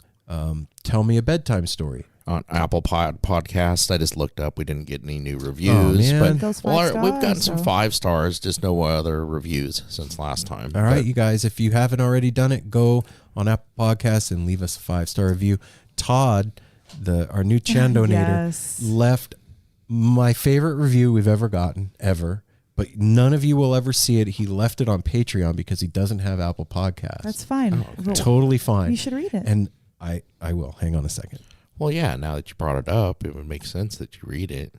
All right. So here it is. This is from Todd D. This show has it all. A giant farting dog, a girl with the same name as my sister, a dude named after a fruit, a millennial, and the next podfather. I don't have Apple Podcasts, so I can't rate the show, but here's 5 stars, a Fishman donut, and an owl. It's fucking awesome. That's my favorite, man. Hell yeah. He just came up with his own rating system. Hell yeah, Todd. Fucking That's owl. dope. Here's some stars and Yeah, dog farts. everybody gets stars. You know what? Wherever you want to put your reviews is fine with us. We'll take it. Take it. Hell yeah, man. So thanks, Todd and Nikki and all the other Chan donators. We love you. And Appreciate all the you. listeners out there, we love you so much. Yep. For reals. And thank you to Jenny and Brady for being family. Yeah. And period. Without further ado, the No Simple Road crew gives you Beadwork by Jenny.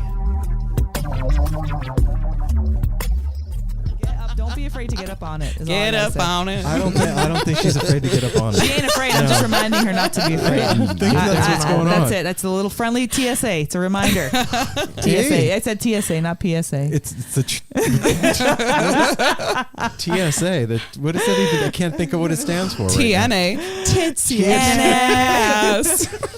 Wow. Okay. All right. All right. Well, that's the end of No Simple Road today. Thanks everybody for listening. And, thanks for joining us, kids. So, welcome, Jenny. And welcome. No, Thank not you. to the porch, but Thank to No you. Simple Road Studios. To the studio. Hell yeah. It's You good to guys- be here. I'm stoked to have you in our house.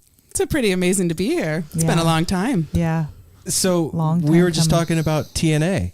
Well, no, we weren't. We were just talking about where I PSAs took it. and I'll try to TSAs. I'll try to reel it in. I know this has nothing to do with anything. What does TSA stand for? It's like a bit security shit, isn't it? Totally. Well, I seen a shirt that says "totally shitty asshole." That's not what Okay, it that's stands not. for, I can't but think. Transportation Safety Administration. There you go. That Oh, sounds thank you. There it good. is.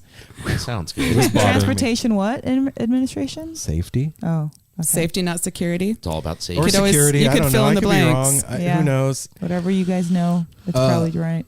For those of you out there that don't know who Jenny and Brady are, Jenny is at Beadwork by Jenny on Instagram. Beadwork by Jenny. And let me just say, if you guys have not seen this Instagram, I think it's going most of them to have blow seen your it. mind. And she brought us our very own artwork. It's pretty. It is not just pretty. It's more It than is- pretty. It is a beautifully, magically love-charged That's a sacred article. piece. It is sacred. We are lucky to have it and fortunate to have it. So let me just start by saying that. I'm already guilty of posting it. But then no, I it's saw fine. that, but I That's didn't. fine. I was like, you know what? I'm just going to put the phone down. So I'm personally grateful to have you guys here. Thank you so much for Thanks blessing for us with having your us. presence and your presents, your gifts, and what a talent you are. Thank Wow. you. I mean, same to you guys. Look at all the things that you're bringing in.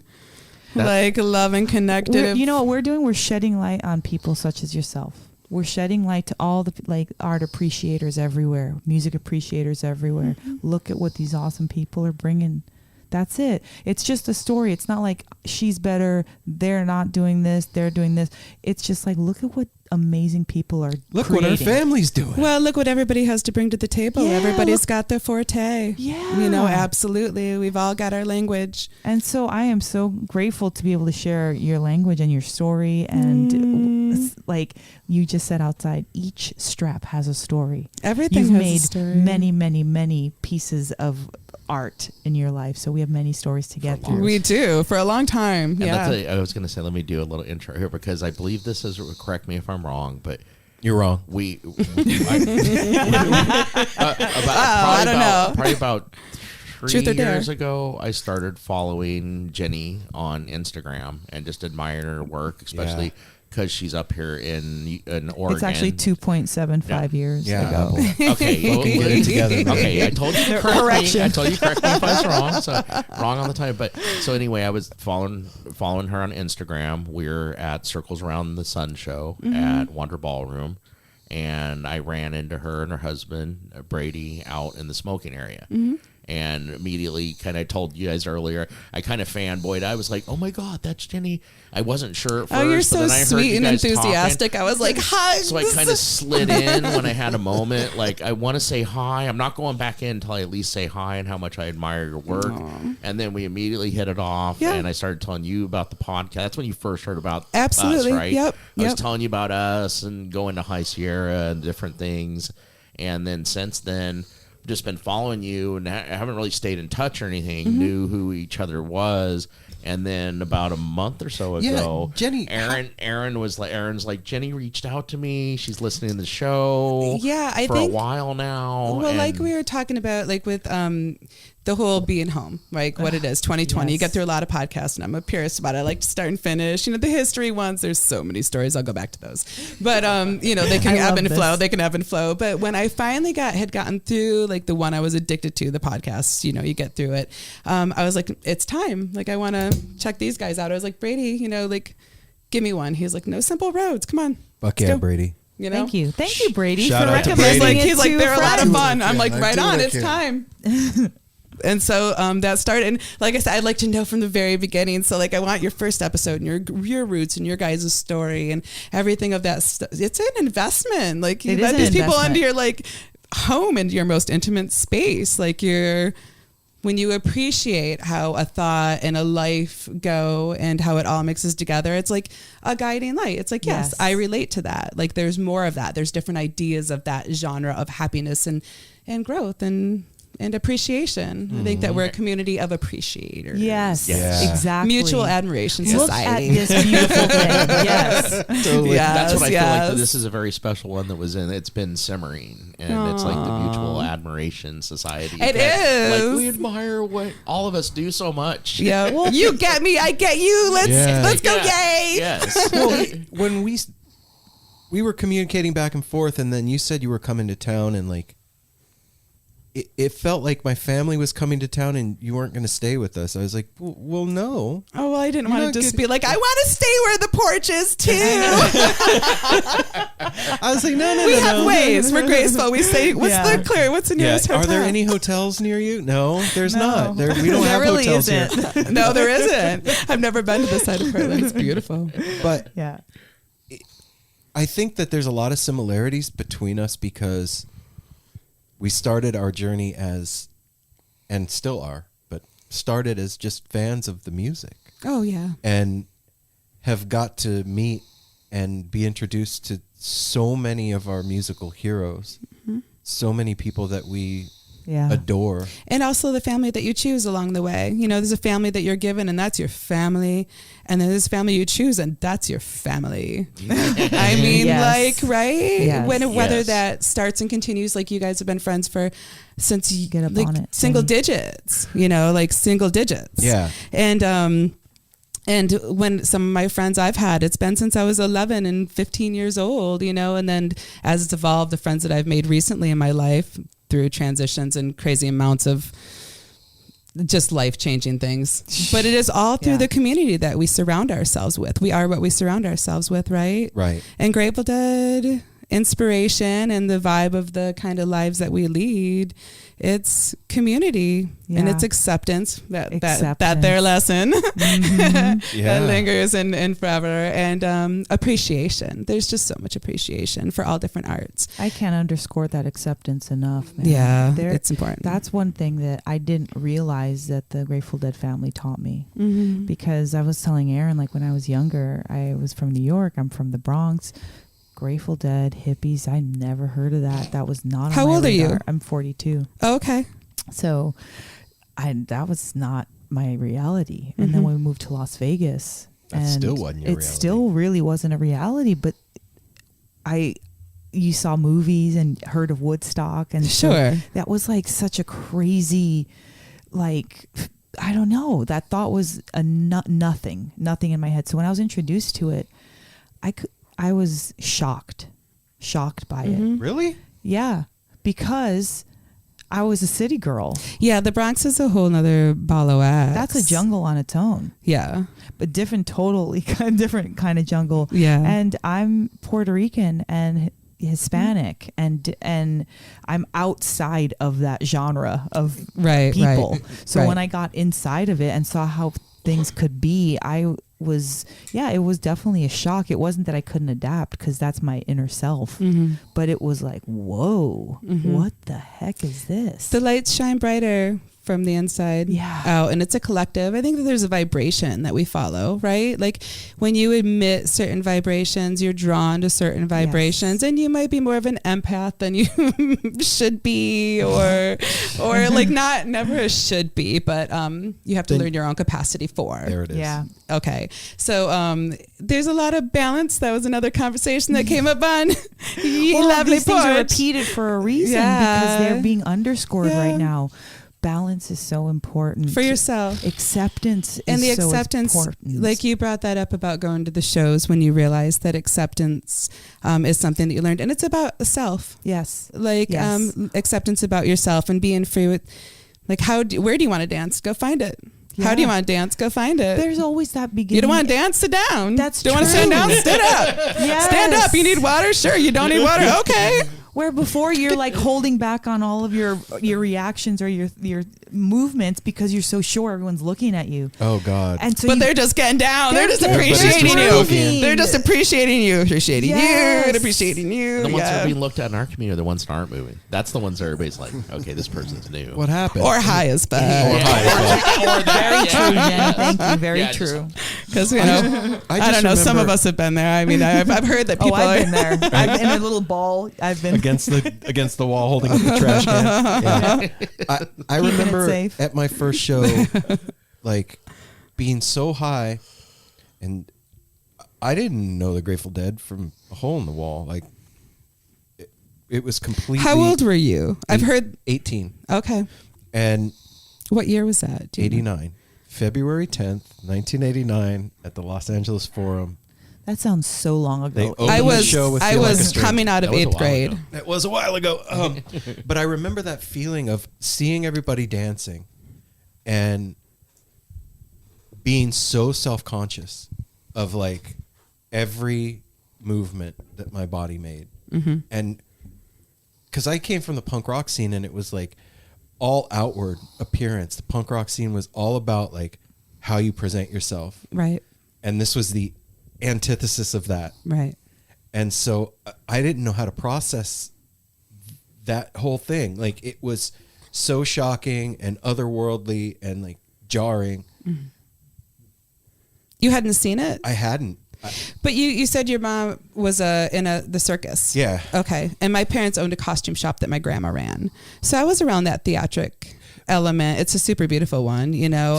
So you were around like that eccentricity. Yes. So you had a flavor for eccentricity, whether it was punk rock or, I mean, who doesn't love the fucking sex? I did it my way, Sid Vicious. What the fuck? Yeah, that's like fucking awesome. I do, you know, like, okay, I really love the original, of course, but like that's phenomenal. Yeah.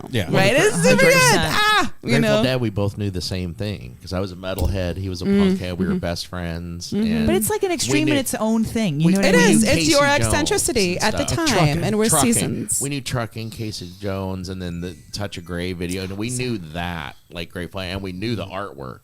We always liked the artwork, and we're like, oh, the skulls, and that shit's cool. But It didn't fit. I remember like seeing the artwork and being like, oh, I bet they're awesome. And then like putting on Working Man's Dead and being like, what is this country shit? Why are there skulls in this country shit? Like, but that feeling of getting shaken out of yourself. And I can remember starting to move at that show still to this day and being like, oh shit.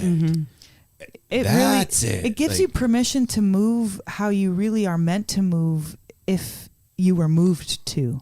Yeah, it's your How you translation of the remove- song, whatever. Do you know what I mean? Like whatever part of whatever aspect of the jam is the one that suits your fancy, you're going to shake your tail feather to that. You sure are. well, yeah, you learn a lot of things through that. Like we always say that a big thank you to a cosmonaut friend of Aaron's, became friends of ours, Josh, down in LA, that took him to a show, dosed him, and ditched him.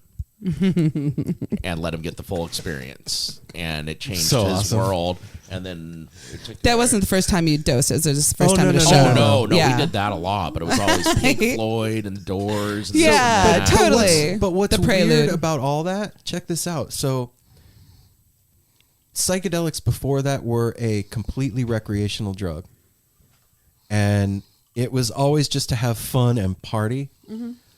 And we were in not high school, and not party. long before that first Grateful Dead show, it started becoming something else. Yeah. Gave it purpose. It did. Totally gave it. But not long, like maybe 2-3 months before that first Dead show, I remember him and I on some liquid in his room listening to an American Prayer, the Jim Morrison spoken word poetry album. Yeah. And feeling like I had tapped into something and I wasn't quite sure what it was. And I felt like maybe I was one of the only ones that knew about that. I found a secret. Really? Yeah. And then going to that Dead show and seeing that it wasn't a secret. No. Blew my there. fucking It's a skull off. counterculture. Yeah. I was All like, over the It's there. there's other people that do this too. Like, wow. Had the same revelation. Yeah. I guess Grateful Dead came on to me at the same time as when I started How old are you, using. Jenny? I am 45. Okay. We're all in that age Born in bracket. 75. All right. I'm 3 weeks older than Brady. I'm a cougar. Ooh, rah, rah. Watch out, Brady. Watch out. So what was your She's pouncing. what was your first experience with the Dead? Okay, first. So, you listen to all the old Time Life would put out from the 60s, right? Yes. And there'd be like that, like, right? It'd be Eagles and went through the desert on a horseback, right? Like all of that. All the leaves are brown. The leaves are brown. Yeah, exactly. So there's all that you like that. I mean, whatever, it was young. At the same time, like hee-haws on the other time, like he's so young when the impressions are made. But I mean, I grew up in the 80s, therefore. So it started out with, whatever was the 80s crammed down your throat, and you thought Midnight Oil was like, that's over there. That's come. Like, to say farewell. Yeah, and or REM, and there's that side, and that's like a different side than just the Madonna pop, So they was always drawn to that. But I think the first Grateful Dead song where I actually looked it up and I was like, what is that? Was at the end of the movie Mask with Cher. And, okay. Yeah. With Rocky. And they played Ripple. I was moved beyond reason. And I was like, and I was young. And my mom I grew up in Michigan, the west side of Michigan. So the Midwest. Mm-hmm. And I lived there till I was 40. Wow. We talked about when we moved out here. Wow. And so like I had my pocket of that vibration of all that appreciate the way that we do, who when I was about 15, so I loved Ripple. That was just the underlying, wow, what is that? And I looked up, I'm like, the Grateful Dead. And then I remember Touch of Grey video, right? Yes. On MTV. VH1. On MTV. Yeah, VH1 came later because at first it was like, then it went to like, the cool, like the older stuff was the more VH1 and less video, or like the game shows they started doing on MTV. Anyways, that was a crazy thing. But even the Touch of Grey, and I remember my aunt, who I just always thought she's a huge inspiration in my life. She's an artist, and she's been there my whole life. My Aunt Diana, and shout out Aunt Diana. Yeah, shout out Aunt Diana. She has just always been that light, and she's always had the long, beautiful, flowy hair, and like dressed great, as far as flowy, beautiful clothes. And I also had an Aunt Eula, who I remember seeing her and the image of her, Eula, and like the image of her one day at a park. I looked and I saw, and she was wearing this flowery. She was the hippie of the family, the flowery dress, and the sun and the wind was blowing. I'm like, you are so beautiful.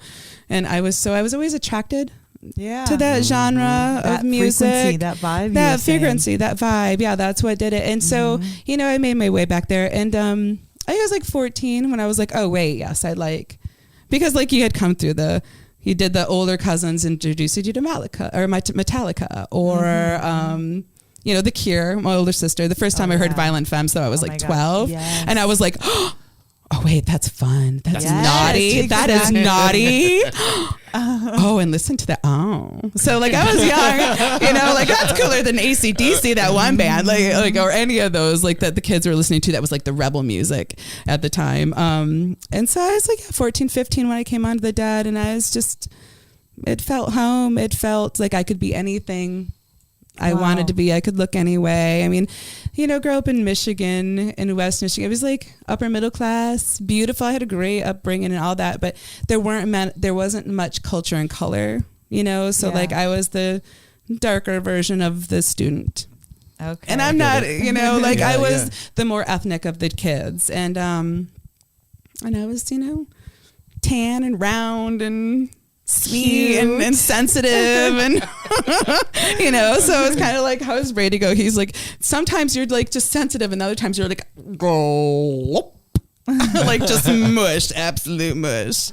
So a big open heart. But I think that like Grateful Dead family, you're allowed to have that big open heart, and it's like a bunch of us. It's a collective of us, and that's where you can shine, and like hopefully you have enough, because people have different lives. It's not as easy for some people as others. No. We've all been through shit. We've all I've been through some shit. Each one of our lives have been different, like that we have right now. If we think back 5, 10, 12 years, like 2, 3. Wow. Exactly. Yeah. Exactly. Yep. 2, 3. I've been a junkie. I've been an astronaut. I've been a surgeon. I've been you name it. Gas station. I did. I worked at a car wash. So I think I went from a 15-year-old dad, and actually that's how I got it. I had my aha moment, because I was like, when I first discovered buzzes, I think I was like 14, buzzes and having sex. I'm like, fun things. Yeah. What I feel okay about certain things right now, you know, and that's young to get a jump start on life. I think it's young, just but I think it's normal. It's pretty normal, especially in the like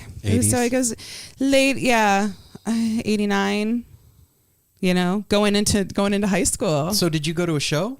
Did you catch a show? I did, not until after Julia was born, but I did go. So 93 spring. Oof. Yep. Things were getting weird. I had in weaned 93. Well, so like I had so 15 at all, like I was awakened to all this. I'm like, oh my God, there's a way to go to high school and feel confident with this group of people and listen to this beautiful Was there music. other heads? Yeah, I got turned on. Stoked. I got yeah. turned on. Right Those on. friends I speak of who live down in the Eugene area that I've been friends with forever. Yeah. Friends turn you on and they're our family. Fuck yeah. You know. Yeah. Okay. So there was that. It was already instilled. It was just an understanding. It was pretty fluid. It wasn't, I don't remember it being, what is this? It was like, oh, this is it.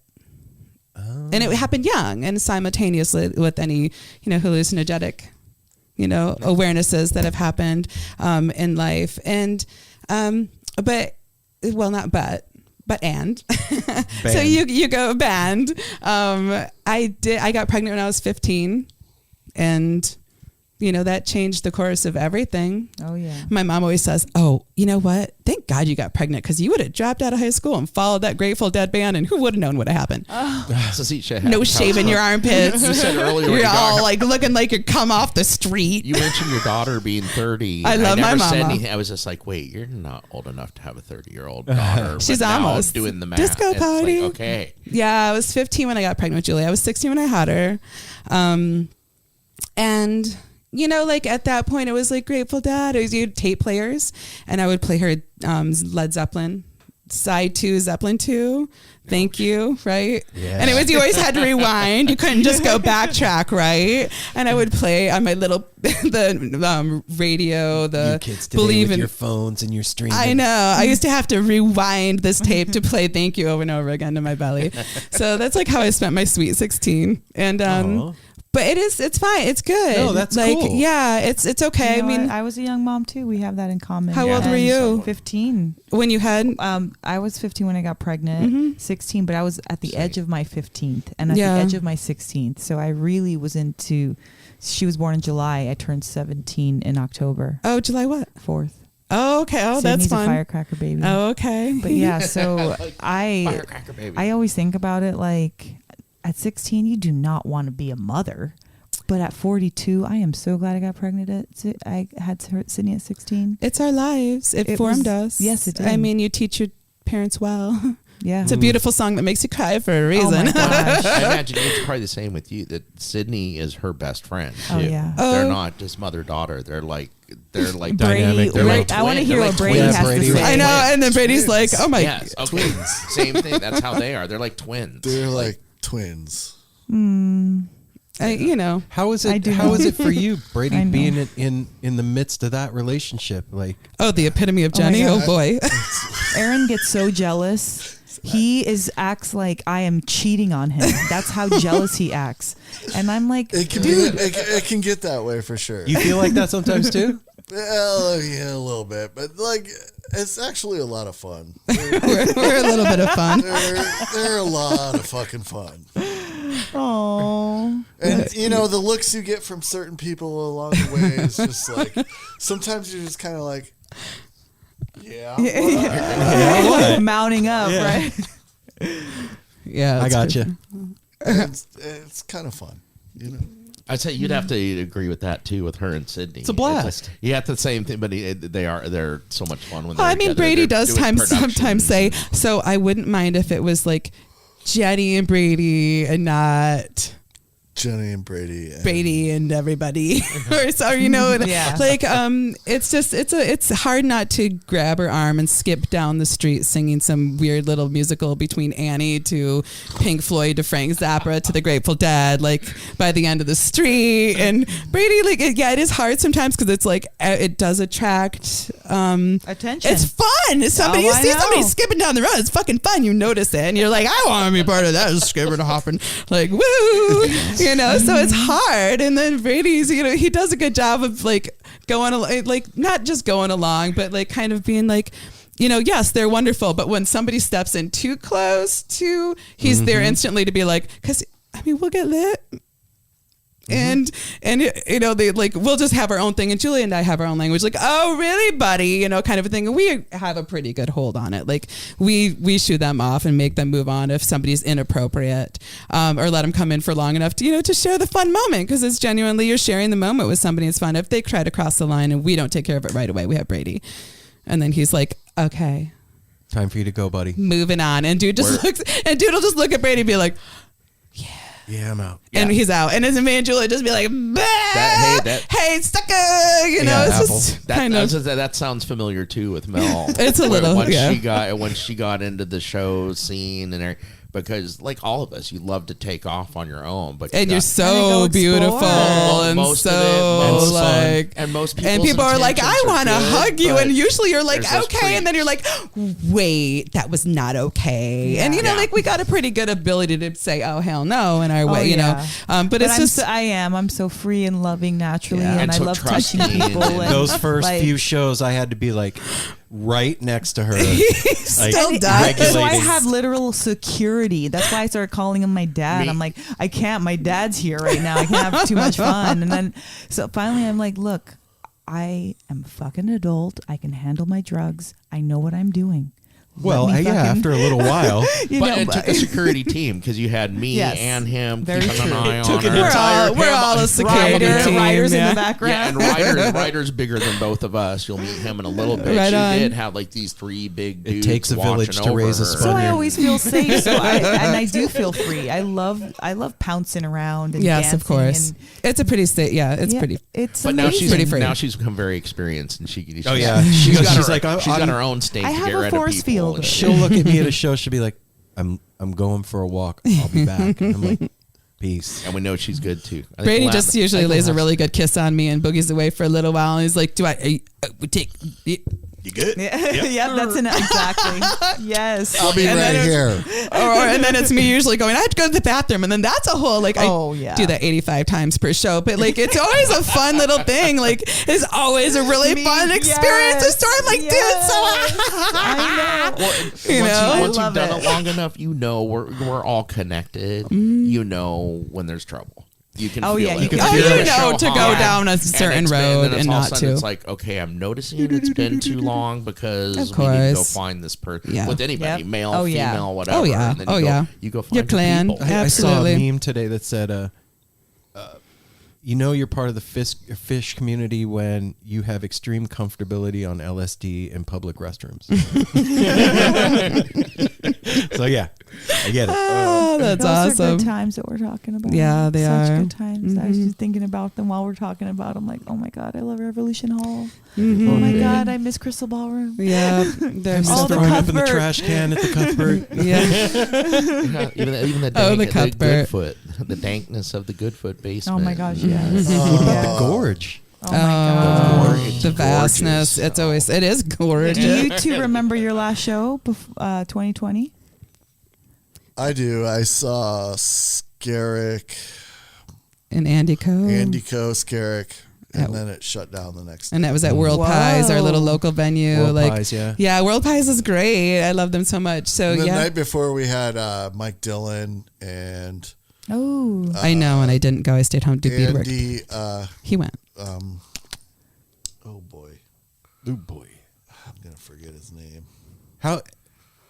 How was Mike Dillon? How was that? Always amazing. Always fun. That's when Jess wanted me to go. She was trying to set up us putting Mike Dillon or having Mike Dillon on the show. It's always fun as fuck. He's got his punk. He's his own thing. He's dope. I pay attention. You're always getting to know your partner and stuff. And shit. I don't claim to be much, one thing or another. But it's funny after the first Mike Dillon show that he saw me at World Pies. Brady's like, and we had been married and had a kid and all that, and he's like, oh. You are a little punk. Look at you. Look at how fucking happy you are. You're like a pig in shit. This is fucking great. Aww. Punk rock xylophone. Mike Dillon, go. It's amazing. He's so good. It's funny, you guys, that came up because the other day I asked these two guys, I was like, hey, give me a list of some people that you want to have on the show in 2021 so that I can start trying poking to around. Putting the feelers out. Mm-hmm. And that's one of the ones that came up was Mike Well, Dillon. I said that because Rain said that she would also help with that, but she wants us to have him on the show. Like, and she wanted us to have Andy Frasco on the show too. Remember her Thriving in Tie-Dye, Erica. But yeah, like there's certain people, and he's been on my radar, so I've been following for a while, and I just love what he does. Okay. I love his attitude. I love his music. Well, Just he's been such a big part of a lot of music over the last almost 30 years. How'd you get turned on to Mike Dillon? Or find out about New him? Orleans. One of the first things I ever saw him part of was Critters Buggin'. Mm-hmm. Go a little closer. One of the first things I ever saw him a part of was Critters Buggin'. They're a pretty old school band. It's like him and Skerrick. Some interchangeable parts there, I'm sure. Okay. But all really good. But this super psychedelic jazz. Wow. That's a good description. Offbeats and just out there. Skerrick's a sax player. Our Black Sheep Skerrick's family a reunion sax party. player. It's just nuts. It's nuts. It's fucking phenomenal.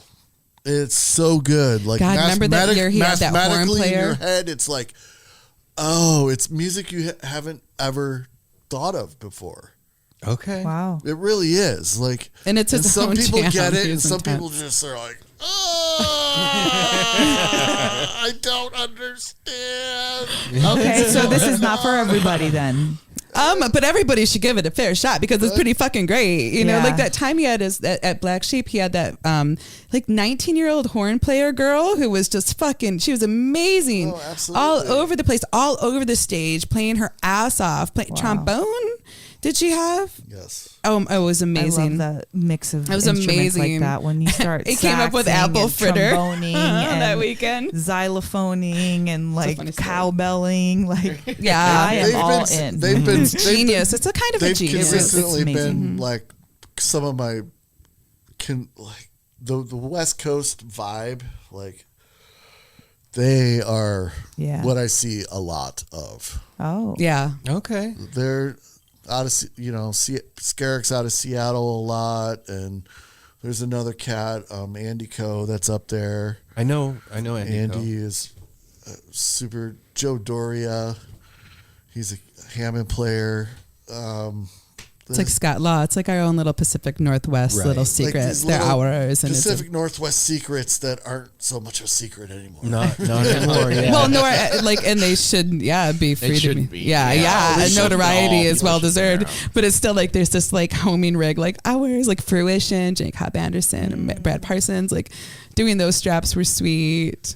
So we haven't That was even super talked sweet. about that. we Like, have we're not even brought we're that almost 40 up. minutes in. We haven't even brought up the straps. Well, Like, we're getting yeah. everybody to know these wonderful people, and then when we tell you and show you, and when you guys go look and see this work, you're going to be like, rewind it and. Well, I think listen that the back. stories in the art are like I don't know, inseparable. When They go together. I was, Yeah. I was going to ask a little while ago, but we keep getting. Oh, sorry. When did the beadwork come into your life? How did you learn? Sure. to do Okay. this? Well, like I said, I had Julia when I was 16. So I was in high school, so I started my junior year when she was 6 weeks old, and I was nursing and doing what I did and had a great, I was able to, like, given the circumstances, I had a very supportive family, and I mean, it was With my the pregnant- with kid. the Like, I loved her pregnancy? so much. She was so beautiful.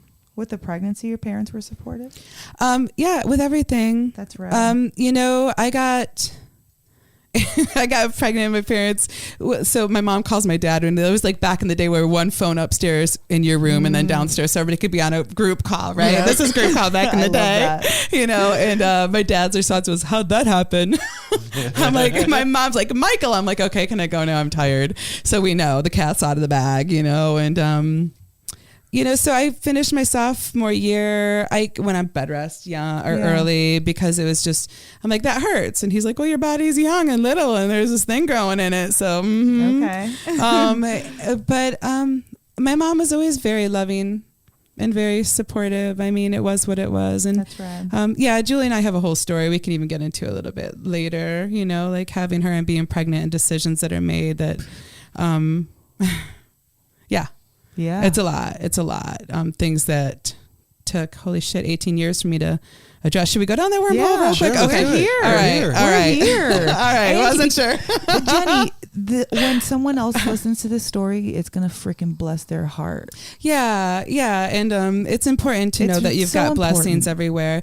So, I got pregnant, and what do we do? What do I do? And it was like, well, like I'm pro-choice by all means. For me, I was like, I can't possibly not, I'll eat right. What do I have to do? What do I have to do to make sure at least I make a healthy, like what do I have to do to make it a healthy situation? And my school, Rockford High School, is a pretty well-to-do community. So it's not that I got kicked out, but their tolerance on absentees, was strict. And I was like, bleh.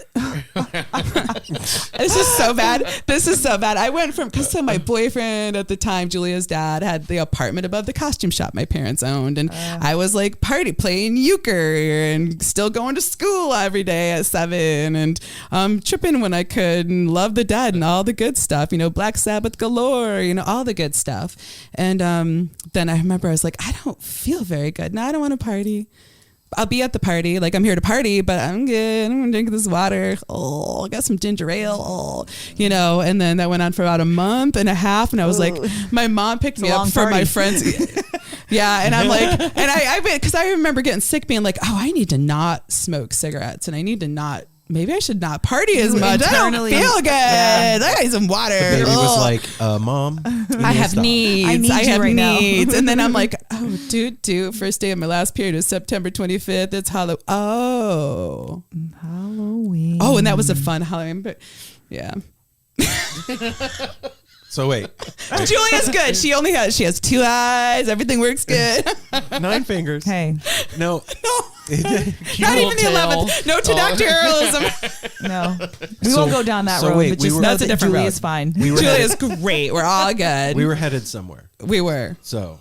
Thank you. He's a conductor for a reason. He is a conductor for a reason. That's very important, especially with me, as I digress. I know it well. So, anyways, I had Julia. It was a wonderful, experience being pregnant. I played "Thank You" over and over again to my belly. And then on my 16th birthday, I was 6 months pregnant because I was turned 16 in April and I had Julia July. Okay. So, her dad came home. He had joined the service when he found out I was pregnant because he didn't want to tell his mama. So he joined the service. Oh my gosh, I was so mad. He left and I literally turned around and kicked the wall and put a fucking hole in the wall. And my mom got home. She was like, oh, well, what happened here? Told Jim I was pregnant and he was leaving for the service. No. Wow. So it's fine. It's fine. We all do what we have to do to cope. Mm-hmm. Forgiveness and acceptance are the because two. That's what Sydney's, biological dads did. Did he? Yes. Literally the same This is me being responsible. Yeah. Yeah. Running well, away. that's what he said. Running away was the responsible thing.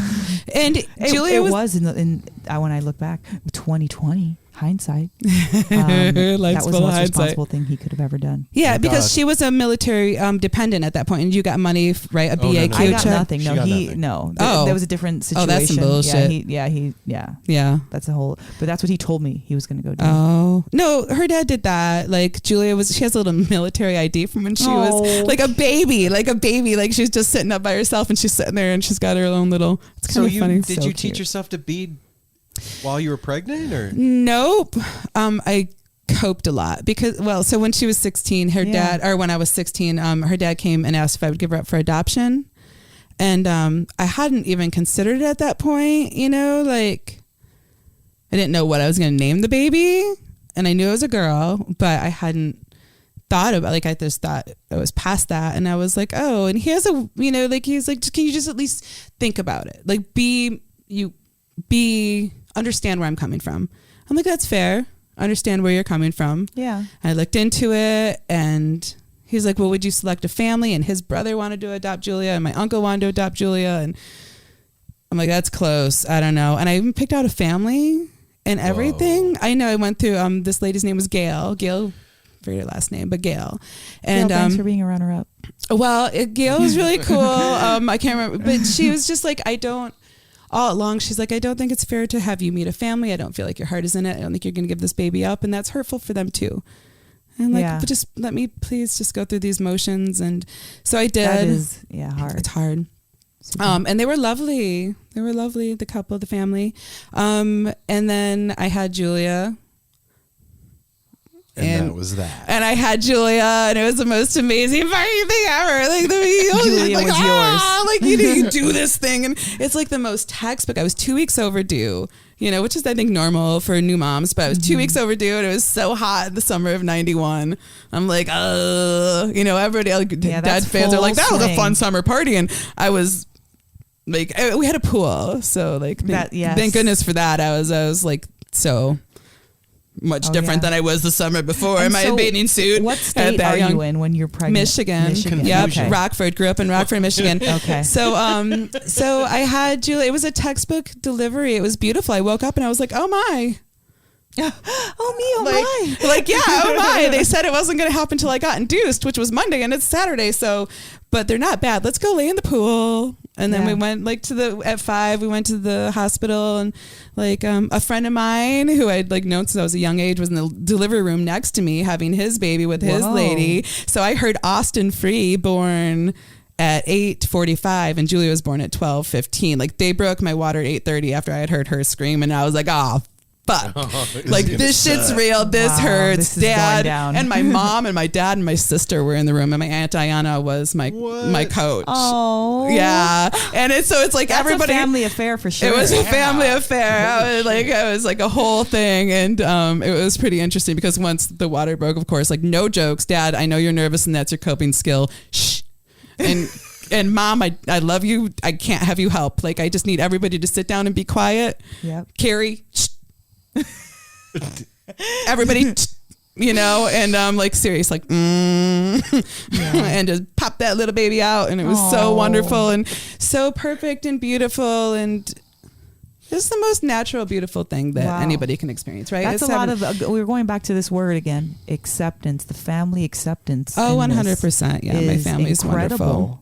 Yeah. Shout out to your beautiful family, mom, dad, everybody that was involved. Everybody That's involved. Amazing. Yep. My friends who are still my friends now, who turned me on back in the day. That's why Julia stayed. Yeah, Julia stayed. I had her. I'm like, by dawn, I was like, her name is Julia Rose. And Julia Rose. Julia Rose. And I was like, nope, she's mine. This is what we're doing. We didn't have a car seat. We didn't have a baby bed. We didn't have nothing. We had nothing. I'm like, Mom, I'm going to bring her home. And my mom and sister, when I told them I was looking at families, they didn't say a word. They both went, okay. Families have a way of knowing when a kid is talking shit. Yes. Or they know you got to. Or you have to inevitably believe that they're gonna do the right thing for them. Do the thing that needs to be done. My mom did the same thing. I was gonna have an abortion, and I went to the clinic. Wow. I was there in the stirrups, about to have this procedure. Wow. And then the doctor says, "Oh, well, you can't do that. You're further along than we thought." Oh, thank God. And so you have to come back. You have to reschedule. Run along. So I leave, and now I'm shocked and stunned, and I don't know about believing in signs. I believing in is a whole nother level. It's a whole. I believe in it. Believing in is a whole other level. I've been, but I do it all the time. Believing in it, and I just couldn't do it. So that was the whole thwarted entire. And so getting used to the idea of it's going to be gone, then you're like, oh, this is mine now. Can I ask you something? Yeah, of course. Did she ever, when did you let her know that was an option that you almost had? Well, gosh, that's another rabbit hole. So when Aaron and I got married, Sydney was 2.5. Okay. And so we always planned on telling her what was going on, but at 2.5, how do you explain that? I'm not going to explain to a 2.5-year-old that, hey, I'm your dad now, but there's a guy that's your biological father, and right. So at what point do you do that? And then as you get older, you're like, ooh, when's the day? Right. Should I do it on a Wednesday after summer vacation? We'll do it on her birthday. Yeah. So that was another thing. And so it's kind of something that we just really didn't bring up for no good reason, because there was just no perfect time. But she found out around fifth grade. Around 5th grade, okay. So there was a baby book in the house that had all information in there from when she was born. Yeah, of well, I wasn't course. around at that time, and the father in the book was not me. Yeah. And she was looking for baby pictures. Baby pictures Yeah. for a project. Dude, I was taking a nap. This And was she such a she crazy and family thing. She comes over to my bed and wakes me up, and she's like, "Dad, wake up." And I'm like, what's up? She's like, "Why does it say this name in the book?" Whoa. That's my dad. And I'm like, oh, fuck. Oh, wow. Well, Okay. and, well, Now's the so time. check I this. Now guess is we're the having this time. talk. Well, Bingo. and Now this is the was- time. This was like a little fire going on Well, because he was sleeping. You were at work. I was at work. She had found this book, called my mom. I was a valet at this point. So valet works outside. Right, It's very hard to get a hold of one specific valet. Yes, Pre-cell phone. Pre-cell phone. Yep. Pre-cell phone. So I get a phone call at the valet desk from my sister, who works also in the limousine department of that same hotel. That's how she was able to get a hold of me. Yeah, we had Waze back then. We had Waze back then. We had Total networks. They Waze. did exist. So my sister got a hold of me in the valet Telepathy. between running cars and said, "You need to call home right now. Sydney found out that, Aaron's not her real dad, and you need to call him because she is freaking out." While all this is going on, I had called you and I said, "I'm just going to sit around and tell her what's up." Oh, well, That's yeah, good. we got a hold of each other, however it happened. So I And- took her out in the backyard of our house and we sat down. We had a pool. We sat down by the pool and I said, "Look, I just laid it out. When your mom was 16, she got pregnant, the guy split. I met your mom. I'm your dad. I love you. Here we are. And I said, listen, there's a difference between a biological dad and me. I had a choice whether I wanted to be your dad or not. And I chose you. And I'll always choose you. Lucky me. And that's that. And then nothing will ever change that." And she was like, "Okay." Beautiful. She said, "I wish I didn't know this, but I wish he didn't exist." It's a lot to come to terms with. Well, she was so angry with me for a Yeah, long it's time. hard. Mad at me. A very long. She was not mad at Aaron. Yeah, at moms all. This was are a great different opportunity for them to truly bond because I knew. Well, I didn't know, but I knew. You know what I mean? It's like a mom instinct. I knew, but I knew we were going to be fine. Right. But I also that connection and the way that Aaron handled it made me fall in love with both of them so much more. I was fine that she was mad at me. It hurt. It hurts when your kids It are mad at hurt. you. It does. But I was so fine because they were close and they had created this amazing bond and he handled it so beautifully. Like he'd handled being her dad the whole time. so beautifully. So it was just like, God, Mel, you really fucking gambled and you paid off. Like it was so amazing. And now we talk about, like, it's come up a few times because she wasn't that curious, and she's in the movie industry and she had to find out for some reason her true background, and so there was some stuff that came up recently within the last few years, but it honestly is it was as beautiful as it could have ever gotten. It was kind of tragic and hard and shameful and scary and super weird. scary until it's done. And then it was like, this is a part of her story. So when you, after that, the letting go, after the emotional whirlwind, however long it takes, something that was this skeleton in your closet, something that was this underlying thing, you go through every day and you don't even really much think about it, but it's there. Oh, yeah. It's there. And then when it does hit you in the face with that moment of reality, it is like, oh my gosh. it's like coming on harder than you've ever imagined in 5 seconds after you figured out you were dosed in the work. cup. I was sick trying to drive cars for after sure. that and be like, "Yes, sir. Thank you for visiting the XYZ hotel. Yeah. See you next time." While I want to puke and I'm in the verge of tears and like, "Fuck you. Take your $5. I don't want." It was hard. And then after that, after you heal and come back from that, you're able to tell that story, your narrative, without crying. Yes. Or fearing that skeleton in your closet anymore. With Julia, I decided to keep her. that morning, like she was born at 12:16. After feeling a lot of fucking things, my mom finally was like, okay, I'm going home. My dad, bless his heart, was like, I gotta go. That was so intense. You know, and he's not like, I make my dad feel. Like, that's my job in life. That's my lesson to my dad is, oh, you're gonna feel and you're gonna cry and you're gonna be all mushy about that shit. And he's like, oh no, you're my worst nightmare. I don't do those things, you know, like, so there's that. I tend to make people feel. Brady's just shaking his head like, dude, he does that or he wouldn't be here. Yeah, look, he's good. We're good. He and I had a conversation while you guys were outside. Him and I both didn't know that love was a real thing before we met you guys. Aww. And that, like, true love was something that was like in a movie.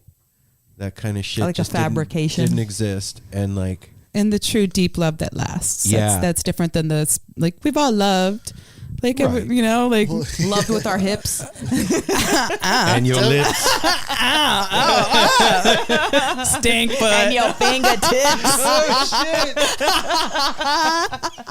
But oh, the night is young. Oh, and it's very young. And I was gonna say, I hope you guys don't mind eating late because Aaron's cooking tonight and he's here right now. Oh, it's good. So. Yeah, we're good. No, but you know that didn't exist, and that it's amazing to be with somebody that after 8 years with you guys, right? We hooked up at Black Sheep 2012. 8 years, 2012, and 23 years for us. Like, we're still having fun. Yeah.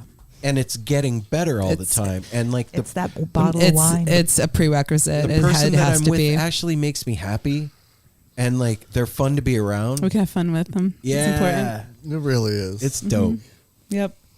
I mean, and like relationships aren't always easy. Like we're all like, I'm fucking hard. He's hard. Everybody's hard. I'm a piece of cake. I'm like Easy breezy, beautiful cover girl. Super easy, man. My relationship is so hard. I need a second part. I need a second person to have it. That's awesome. Aaron and I are held together by Apple. If everybody wants to know. I'm kidding. No, it's great. I don't know. I think it's kind of true. To an extent. And that's the thing I love with both of them is they know Applesauce. that I've got the murder. both their backs. Yes, he does. I've got both Thank of you, their Apple, back, not you're just true. his or hers. Even when one of them or the other's being an asshole. He's got both. You know how to listen. Sometimes I can. You know how to listen, and you lead with your heart. You know what he has? He's got the relationship in mind. Is really how that's it why is. I say I got both their backs at the same time. The couple. Yeah. Well, you're an integral Aaron part of and it not too. Melanie. Sure. And same with Motherfucker can't keep a secret to save his life. No, Don't he tell can't. this dude I love anything. that. I'm all about. I love that. It's 2 seconds. Now Even. you tell me. No, I love it so much. It's 2 seconds later. Aaron's like spills his heart. Remember that, Brady. And then I've had many friends get mad at me, and it's usually because and I'm like, don't get mad at me. You're the one fucking bullshitting. Like, I'm sorry, I don't bullshit. You know that it's not. I mean, we all lie. Okay, your translation is filtered through your heart, and then you just tell the truth. Things, but it's with me. It's usually like dumb shit. It's usually like shit at work. I make shit up for no reason, or I'll tell something, or that thing like I was supposed to come over Friday this night. weekend Well, in the I'm yard. really fucking busy. I gotta like that wash my type of fish. thing. But when it comes to like serious life stuff, I am. I can't keep a secret. Nope. I'm the worst gift giver in the world. I'm bad at surprise. As soon as I buy the gift, I want to tell you what it is. Me too. I'm like, guess what I got? Never mind. Yeah. Oh, let me see. Yeah, this, or this. Oh! That's me. I'm that person. Why'd you say anything? Ah! Yeah, that's Well, I might him. as well just give it to you now. Your birthday's not for 2 months. But, When is your birthday? May 26th. Oh. Yeah, I was And born, May- and May I was born 26th. He's a 69. Gemini. I'm the grandpa in the room. Usually, I'm 51. So, but back to the relationship. These two I've seen. First of all, I never thought this scumbag would find somebody to put up a no. This man you've loved all these years. Our whole lives, and just I mean, who he ended up with was not his like typical. Out of our friend It group, wasn't his typical type of girl or anything like that, and he found this girl, and it happened one of the few times in our lives that we weren't not friends, but we'd gone different ways because of hard drugs. I had to go clean myself out, and he was on the streets, still on drugs, and he he knew her prior. Anyway, What was his typical girl back then? More a party girl. You were not a party girl. Oh, you were no. a mom. You were serious. You were no bullshit. Yeah, you I were wasn't. not. I was not fucking around. Yeah, we like. I do not need you. We Moms like the don't party. have Are you time. here or are you Yeah. not? That's all I need to know. And he found somebody that saved his life. To this day, I tell her, it's like she's not just his guardian angel, but mine, because she kept him alive. She saved his life. Yeah. I would have not had this friend. I would have never met her. Out of our friend group, I was she the hadn't come most along. like Extreme. Reckless. extreme, messy, The epitome of the epitome of the party. irresponsible. Like bills would come in the mail and I'd be like, throw it in trash. Like, Oh. I don't pay for shit. What are they Like, gonna do? What the fucking? Where's the party? How much drugs do we have? And single mama here is when like, can I no, get you to pay the next bill when it paycheck? comes, and then the rest is the rest. And I'm in California, Oh, yeah. getting off of my shit, and the next day he calls me. He's like, yeah, bro, I'm getting married. It'd be cool if you. So I went to Vegas for the wedding and everything, and it was just a trip to get a call from him. Like, I'm getting married. I met the girl. You hadn't met Mel before the wedding? No. Oh, wow. No, in fact, that's true. Yeah, I met We just Mel got the married. day of I their mean, wedding. We just we started hanging out again, and We just got married. We just went and got married. we knew We each just other, and got then when we married. started hanging out again, and then we got married might within as a well week. just go get married. Yeah, Let's go do it. that's awesome, you guys. Yeah. Yeah. I mean, we We did. yeah. Yeah, you did. We didn't want to be married until after Miles was born, so he was 15 days old. Oh. And we you know, you got in somewhat know you're going to get married. I mean, you can let your marriage license, expire, but you got a 2 week window. So we went and got our and I had a couple days off. We went and got our marriage license downtown. Got some sandwiches. We're like, okay, what well, kind we of should. sandwiches, like a meatball sandwich. There or- was this something 3 Mustache was the name of the place. This restaurant, she remembers. this Holy shit. Oh, my memory is this crazy, silly iron trap of things that just I don't even know how relevant they are, but good God damn, I've got it in there. So this delicious sandwich restaurant. We're like, well, let's call Aaron and Mel. So we have an Aaron and Mel in our life. It's his brother is Aaron. What the And fuck? my sister-in-law's name is Mel, but she's a Melissa. I thought you were kidding. She's Yeah. a Melissa. Okay. No, Aaron No, and we're Mel serious. are a daily part of our life. That is Yeah, literally crazy. So he's like, call Aaron and Mel and find out if they can be up here one of these next 2 weekends because of when we got the marriage license. And we're like, okay, let's do that. And so they're like, yeah, we can come up this one weekend. And we're like, okay. And Miles was like 15 days old. His first day, Aaron was there for when we had Miles, and this was the first time that Mel had met him. And we didn't really have much of a plan. We had bought some ribs. The Tigers were going to be on. Our friend Barry was marrying us. He was there at Black Sheep when we hooked up too. So Barry was like, and he's a friend of mine since I was 15, So it's just like all very wholesome and sweet. And they came up, and we didn't have flowers. We were going to do it down at the little nature center that was less than 2 miles away from my house because I lived in this beautiful spot in Michigan, like near nature center and state game line. It was just the woods. Wow. It was really beautiful. And we woke up in the morning. It was so sweet. We looked at each other and I'm like, ooh, we're getting married today. What are we going to wear? Like I'm like the baby's 15 days old. I got milk. It's all all starry and lovey eyed. Fucking like there's really nothing cute. like it. Yeah, I can see like super the glow. Disney That's bird like awesome. landing on your and then you're like That's the punk rock graphics artist in you. yeah. Totally. Over the butterflies, Yeah. one down, another one bites dust. Should we pause? No. No? Okay. I just want to make sure if we're all still good. We should take a pause at some point because we're just getting started. We're just getting because we have started. not even talked Well, hold about on. Let's what wrap she something up so we can does. go on to. Okay. Let's wrap I would something real take a quick. pause. Because Yeah, okay, let's have a so hold on real Mo quick could- though. Can we? Yeah. Yes. Oh, Okay. no. Yeah. So- we're going to Absolutely. finish this thought. So I of asked course. the skeleton in the closet, and I asked Ooh, that, that's right. how it was or what you kept and all that. So probably one of my biggest things was I had Julia, and it was just there's no other way. So we do it. And I go back to school. She was 6 weeks old when I started my junior year. My little class ID has her sitting on my lap because we went to this alternative school. Aww. So I could nurse her in class if I didn't want to miss class, or I could just run out to the little daycare, portable room and nurse her. And I got credits for being there one class a day, and I was always there Very in between. Kids had progressive. cigarette breaks and I would go see the baby, and nurse Yeah. her. And if chemistry class, I usually nursed her in class. And that was a trip too, because I'm with high school kids Yeah. that are in alternative school. We know what that means. Yes. The alternative. Oh, yeah. Okay. I know Not that. short bus, which I got is my I'm good with the GED at short the bus, alternative but like school. also me too. It was adult ed. My Yes, GED it was. it Yes, says it was. adult Adult education. ed. And it's a little red book, and it means everything. I still have it. Oh my God. Holy Yes. shit. I do not still have mine on principle. Oh, I do. It's so fucking silly. So Oh my yeah, gosh. I do. I like pictures and memorabilia. We have a whole room full of it. But and it's a little house. I need a big house like this because I could put tons of art and all the all my believe me, memorabilia you're everywhere. fine with your smaller house. I had a It's a huge house handful. in Michigan. It was like huge. But yeah, so I like had Julia and I just went about my life and I raised this amazing kid, like a little, she was homecoming queen, but with her blown out black Converse. Cute. And Gabriel is 5.5 years younger than her. So like in junior high, and it's just like, these are my kids. Like it's so amazing. So proud. Yeah, so proud. These are my babies. Mm-hmm. And I had her and went about my life, did everything. I had a great job. I've been doing beadwork. We'll get to that too. Sorry, this was a long segue into how did I start doing beadwork. Okay, but wait, So- what were you doing? You had a great job at 16? So, all of it throughout time. I had a really good. So Julia was getting ready to go to college. Oh, okay. Okay.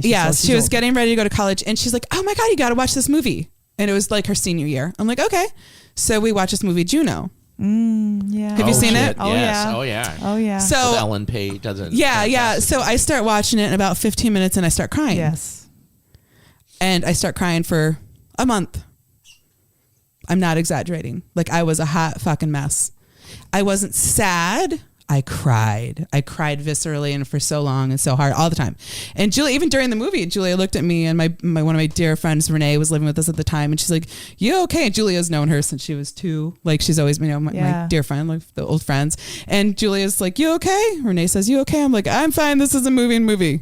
And I'm internalizing all this because Julia at this point, senior in high school, still doesn't know that I had picked out a family or that I almost gave her away for adoption. Oh, and because Juno's whole. And Juno is all about this girl, young girl who, And at what point do you do that?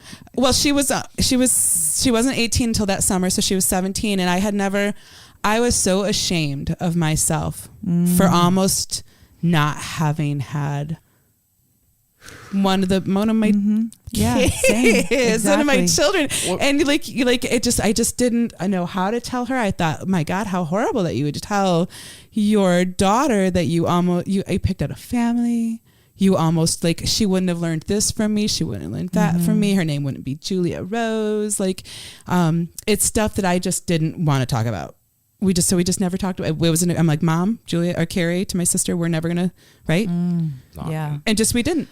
And then Julia wanted to go to San Francisco. She's homecoming queen of Kansas City, but there was literally not even a traffic light. There was a 4-way stop. It's a small town. She's like, I am the fuck out of here. I'm going to San Francisco to go to IDM in San Francisco to go do that school, fashion design. And I love you, Mom. Help me make this happen. Of course, a fucking course. It was so hard to be away from her. But we went out to look at the college one time while she was still in school, and her dad had never been, I can't say in and out of her life because it was never steady in her life, but he would come and hang, maybe visit her, and then not for 4 years, and then come and visit her. But he wasn't constant, and he wasn't always super smart. There's a lot of different parts of him, but he can also be very mean and manipulative and hurtful. I just always protected her. Yeah. He's not abusive or he's not bad or terrible in any way, shape, or form. Not at all. He's not a bad person. He's just got a darker side. He just has a way. Okay. Well, he's got a he way. Just has a way. So we were getting along. And it's not ever me fighting. I'm always like, let's just be cool. So he wanted to be there for the interview at the college. And my mom came out with me. And we had this weekend in San Francisco. We looked at the college, and we all got along well, swimmingly well. And then we were having pho. Yeah. What is it? Right? Pho. See? Pho. So we were having that. And I will never forget, I was so proud of her. And this was a Sunday before we were all supposed to, he was going to go back to Washington and we were going to go back to Michigan.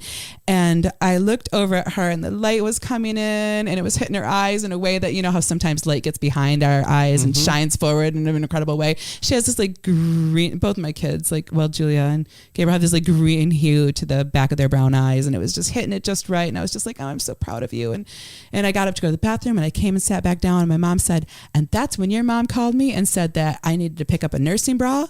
Her boobs are huge, but we decided to keep you. And I sat down, and Julia's got a piece of tripe and with fa dripping. And she's like, wait a minute, what? And Julia's dad is sitting next to me. And Julia's like, this tripe starts shaking. I'm like, oh my God. And my mom's like, I didn't know. This is the wait a minute, she didn't know? I'm like, you know. But I couldn't talk. But my mom knew that she didn't know. She knew it was the fucking thing. And Jim is something. And then Jim is going, Jenny, it's all me. It's all me. Julia, it's all me. Your mom never wanted to give you away. Look, you're here. Jenny, you need to stop holding on to it. And my mom's like, I thought you knew. And I'm just like, and Julia's like, wait a minute, what? Shit show. Wait a minute, what? And I'm just sitting there speechless, looking at Julia, my mom, Jim, Julia, black you the fuck out. Julia, mom, oh my God, I'm supposed to be holding it through this fucking moment. And I just, suddenly she was my newborn child that I almost gave away, sitting across from me at the table. And I could not, I just cried, and I went to the bathroom in Little Vietnam in San Francisco, and I cried for a really long time. And I came back out, and I was like, my mom's like, Jenny, I'm like, everybody, shh. Mom, shh. You've said enough. And you've said enough. Which at the time I could have like done a few furniture throwing things, but it's important. Like, she saved me. My mama released me from some serious heavy shit. Yeah, she opened the door to the closet. She did, and we literally walked Jim to the BART station and said, bye. We don't have, bye. You know, I have some things to do. And my mom's like, I'm going to go take a tour of Alcatraz. And we're like, yeah, you are. And Julia's like, let's go shopping. Mm-hmm. So Julia and I spent the entire day shopping and talking about something that I had not shared with her for almost 18 years. Beautiful. Super beautiful. And then I was going to college. So I started college her senior year, because I'm like, what am I going to do once you're gone? This is like, I'm going to have I have such anxiety without you. So I'm going to go to college now. I worked full time. I still had Gabriel, of course. He was going in junior high. Hands were full, but distraction is my favorite coping mechanism. Oh my gosh. And that's how we get to beadwork. Oh my gosh. Yeah. Distraction is my greatest coping mechanism. Both of your story about the hard decisions you almost faced, or that you did face with your daughters, is what has made you that so we much hit the eject button, and it changed our lives. Totally. There's nothing like parenting, mothering, single parent. Like, there's no greater love. I mean, we've got the love that we bring in, the amazing partners, the amazing friends that we surround ourselves Sydney started with. it all for me. Yeah. She is my buddy. She taught me everything about love. That song, Thank You. And then totally real quick. So we're on the way. So Thank You was always my song about Julia for years. And I never shared it with anybody. This is my song to Julia. Nobody needed to know. That was my jam. And we're on our way to an orthodontist appointment. She was 14 years old, and Thank You came on the radio, and we're driving. We're almost to 5 Mile, and I look over and she was crying. I'm like, oh shit, what's wrong? Are you okay? She's like, it's just being this close to you in the car. This is my love song to you, but I've never told you ever. And I was like, this is what the... Oh, drop my mic. gosh. Yeah, we're going to stop right there.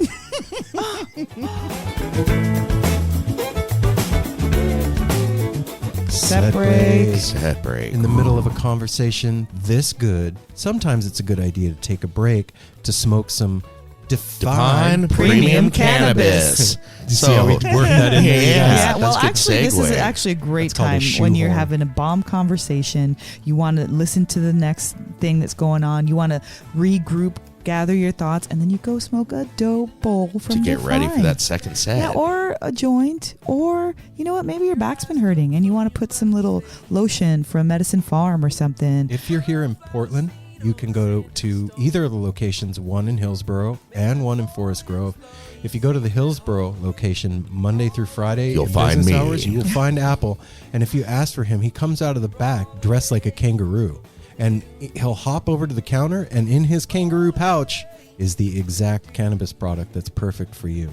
Wow. Just saying. I like that. I'm a marsupial. You're marsupial. You are. And you know what else? What? You are the guy that buys all the weed for Define. Yeah. So all that stuff that I was saying, all those products, if you want to know what's up with them, if you want to try them out, go to Define Premium Cannabis, ask for Apple. He'll hook you up. When you're there, tell them that you listen to No Simple Road, that you're part of the family. They are going to give you 10% off And if it's your first time going in, a free t-shirt.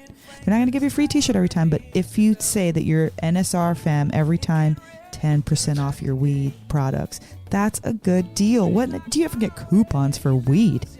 Yeah, that's true, man. This is a big deal. You get a coupon for weed, and that shirt is also a wearable coupon because that's one of our stackable ones. If you wear that mention your listener, you get 10% off. If you're wearing your shirt, you get an extra 5. Whoa, oh shit! 15% off weed. That's pretty dope. There's nothing better than that. No. So, Define Premium Cannabis is one there. in Hillsboro, That's one right. in Forest Grove. Tell them you're part of the No Simple Road family. You're going to get all those discounts that Apple just talked about. You get to see a man dressed as a kangaroo. He pulls weed out of his pouch. It's super fun. And then after you're nice and relaxed, you need some mood lighting. Mood lighting. Where would I get Heck that? yeah. You would go to electricfishlights.com. If you want to see what I'm talking about, go check out electricfishlights.com. If you don't feel like doing that, you can go to @electricfishlights on Instagram. These guys are building lights with a thing called IQ technology. It's 30 different interlocking pieces that can be configured into 15 different shapes. And when you put those together, it's pretty much endless what they can build for you. They can build a cartoon character lamp. I haven't seen a pyramid. Maybe that. I'm building you a pyramid with limestone blocks so large that they came from Electric Fish Lights. That's right. Yep, that's what's happening. But seriously, everybody go check them out because they're just fun, number one. They have stuff from local artists there.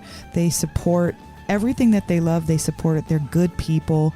John and Amy over there are doing wonderful things every day, creative things. And I have a sloth light, and it's one of my favorite possessions. And they come with a 12-year 12 years energy efficient, safe to leave on LED bulb, a 12-foot cord, and a hardware kit to hang the light. These things are safe to be used outdoors, so you could put them in an easy up or take them on a picnic. People put them on their Christmas trees, use them as lights outside their house, as decorations. On their Christmas amazing. trees, all kinds of stuff. Restaurants. They also have a color changing bulb, and they also have a bulb that has a Bluetooth speaker and changes colors. What? So it plays music? It does. Yes, so it any does. NSR family member that gets the color changing upgrade also gets a collaboration print between No Simple Road and Electric Fish Lights. So go check that out, electricfishlights.com. Put in the promo code NSR. You're going to get 10% off.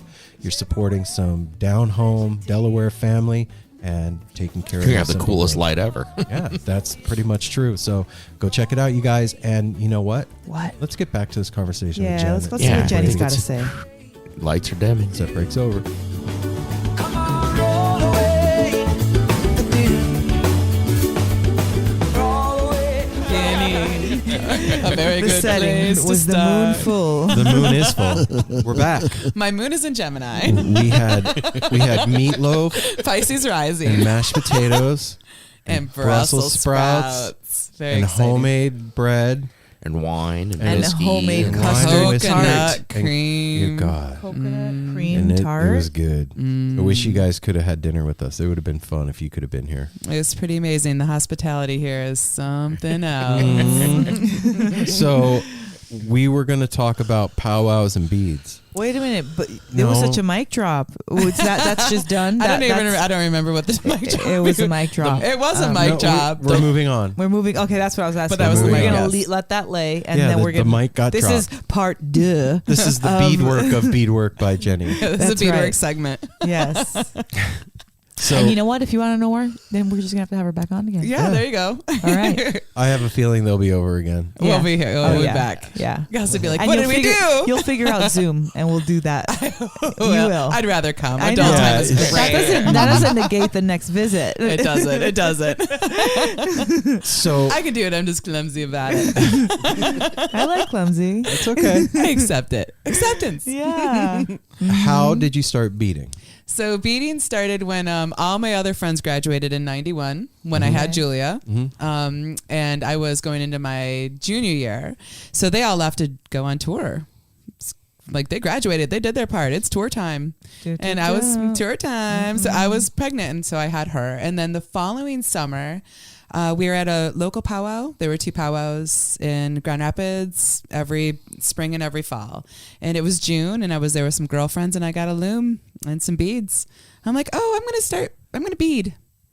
Like when I'm done with my homework and doing whatever and the baby's asleep, I'm going to bead. So I got one of those little wire looms and started beading. And then that Christmas, my mom got me this big pink box, and I put a Space Brothers, the local band from our town, put that sticker on it when I'd gotten it, but full of beads and needles and threads. And my uncle made me my first wooden adjustable loom, which models all the looms that I have now. I have a huge variety of looms, you know, the long ones and the wide ones, and the ones for the cuffs and the smaller things. So he made my first wooden adjustable model of loom, and it was the greatest Christmas present, and you know, nurtured my family. Aww. So I just beaded a lot, like started with necklaces or bookmarks or things of that nature. And are you native? I have a smidgen. Okay. Yep. Iroquois Nation. All right. Yep. From my mom's side. Yeah. Cause going to powwows, it's not specific. Like, yeah. Well, it's open to the public. Not all powwows, most powwows, right. you know, like that you can go to. Sundance Sundance is a little more private. We can go. Right. Do so very gracefully and to assist, help cook, or you pray. You can pray here, you can pray there. You said you studied Reiki, or your family knows Reiki, so you can do that from afar. Absolutely. You know, you don't have to do that up close. And intention is huge, so no matter where you are, you can give power to the Sundance ceremonies. But it's powwows are more open. There's competition powwows and there's traditional powwows.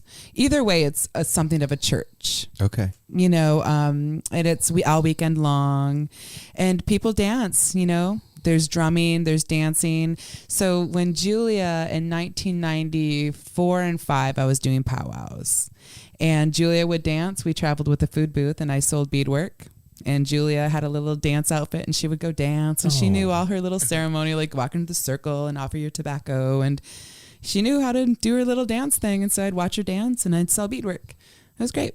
So that's where I learned a lot of the tricks of the trade. That's what I was going to ask. So, I mean, that's not like, I guess now maybe you could go on YouTube and find some stuff, but there wasn't YouTube then. So that's where you go to learn you learn not to lore. Pull this tight, but you learn to pull tighter than that. You learn to be selective about your beads. You learn how to secure the threads at the end and how to sew this on, and different techniques, and whether you want to do quill work or not. Or that's where I learned so many things. So I had a lot of different mentors and teachers. It was beautiful. And you like the process of learning. I love learning. Yeah, yeah. Look at it, it lit you up. Yeah, I do love learning. Like no matter what it is, whether it's the Count of Monte Cristo, and so it takes me to where'd fantasy that land or come not. from? Learning that love for learning, desire for was knowledge. Was it something taught? Was it an inner thing? Psychedelics. Definitely an enhance it. Yeah. Right. Oh my gosh. I think that we're all. How far back does it go? Is what I mean. I've always loved learning and being a student. Like I liked school even when I was a rager and a troublemaker. I did like learning, and my grandmother and my aunt were very artistic natured, so I got a lot of that inspiration from them. That's great. I mean, when I was little, it was calligraphy or knitting or crocheting or drawing or things of that nature. And then once I found beads, it was my medium. We get our medium, and we get our. We get to develop our own language, right? Yeah, we do. Like whatever it is, whatever and our medium is. What a beautiful language you've developed. Yeah. You should be proud of that. Yeah. It really is. It's come a long way. Good. It's next level. For real. No, thank you. Because if this is where it's at now, just pretend we're even 2 years from now. Yeah. I mean, just 2 years, how much more perfected and how much more intricate and how much more beautiful. Yeah, because it's always changing. Like I'm still learning things. It's still a class for me. That's what I was going to ask. Is there a point where you feel like, okay, I got this? Well, I got it. I'm pretty good at it. Okay. All right. Yeah. I mean, I'm pretty good at it, but there's always, I still mess up. I still will finish a piece and be like, oh, it ripples there the way I don't want it to. And this end is a little bit tighter than I want it to be. And I know these things and I've applied the skills, but, not everything is perfect. Well, you can't. Okay, so that's one thing I did learn at powwow is perfection is possessed by the divine. And for us to think that we're perfect, well... We think we're the divine. Well, yeah, and that's contradictive to learning in life and everything. Like somebody once told me, if you think a piece is perfect, I would like you to make an honest mistake. Make a mistake. That's you're not allowed to be perfect. I've heard that about the Navajo blankets, that they Not would allowed to be weave perfect. That's a imperfection great- into the You blankets have to on have purpose. even if you put a red bead where it doesn't belong. Right. It doesn't matter. There has to be an imperfection. And honestly, even if you try to make it perfect, there's always a flaw. Yes. I look at it, I'm like, it's so beautiful. Oh, there's this one thing right here. Yeah. Yes. You know, and it could be like a damn it, or it could be like, well, I'm human. We were just talking about that. Well, and half the earlier. time, once you've reached the level Accepting of those. doing something that you're at, when you see an imperfection, the rest of us don't. Brady can. Brady's got the eye. Brady's got the eye. She's trained him well. No, or did you not come with that, always. Brady? Kind of came with it. You did. Brady's Yeah. brutally honest. Like, for example, if you see something that she does, like what kind of a thing has she done that's been like, no, that's no. I've made her take a whole thing apart. Yeah. Yeah, that's not good enough. Whoa. Even Oteil's. Yeah. Okay. And that was her, that was the shot, like, and we went through that first strap, like, a lot. It got put together, it got torn apart, it got put together, it got torn apart. Oh, wow. It did. And even the design process, I was like, okay, so here's a bunch of sketch ideas. And he's there's like, a lot of straps do that. A lot of Yeah. people don't realize how long, I mean, it really takes. de-beading. Yeah. Yeah. A lot of it's like, oh, that doesn't work, but I already went past it. So there's 2 days. yeah. Let's take it off. Take it off. That's an interesting concept, the de-beading, because it's kind of like going back. It's a thing. I don't know if it's in the dictionary, but it's a Yeah. thing. It's I'm a thing. de-beater. I'm a de-beater. But maybe it's not really de-beading. It's the process of coming to the very Yeah, that's that, that is all of it. I mean, if life is a series of putting your ego in check, it's certainly important to look at your own piece and say, oh, it can be better. It needs to be better. Mm-hmm. I mean, these are heirloom pieces. These are things that are they're going to be around longer than myself or my children or you guys or your grandchildren's even. It's going to be around. Passed on. It's going to and hundreds of it's- years. I mean, like they're artifacts. I like to call them living artifacts, you know, because I've held 125-year-old beadwork. I have a piece that's amazing. Oh, wow. And I'm very I'm like, la, and I don't really get it down too often, but there it is. And these pieces are strong and they're going to last a really, really long time. And yeah, they need to. Well, it's That's imbued made with your that way. creativity and your My energy and vision. also your magic. No, I'm curious about something too. Most artists don't, but do you make many things for yourself, or is it? No, Okay, I really need a hat band. Brady, this year for Christmas, he's like, will you just make yourself a hat band? I'm like, I'm trying. I'm on my list. I'm at the bottom, but I'm on the list. He's like, this is what I've heard for years. Well, I just imagine that as like the artist that would you'd be more of a critic about something you're Yeah. making for yourself. You see how than I am. Even Yeah, I mean, I think I know what I want. I started drawing it. I think it's going to be lovely when it does great. happen. I know. I think it'll be lovely. No, Brady's got some nice pieces. My kids have That pieces. cuff is sick. This cuff is it's pretty special. Yeah, it's amazing. So, okay. Okay. So You make straps for every person that I love. there's some good ones. Yeah. So it started with Oteil?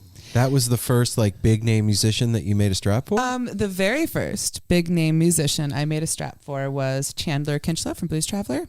Oh, okay. He has two, and then I had made him a third one right after I made Oteil's, actually, because he was like, I just got a new guitar and I need a freshie. But he still plays the other two every single show. He's had them since 2006. Wow. So how did that happen?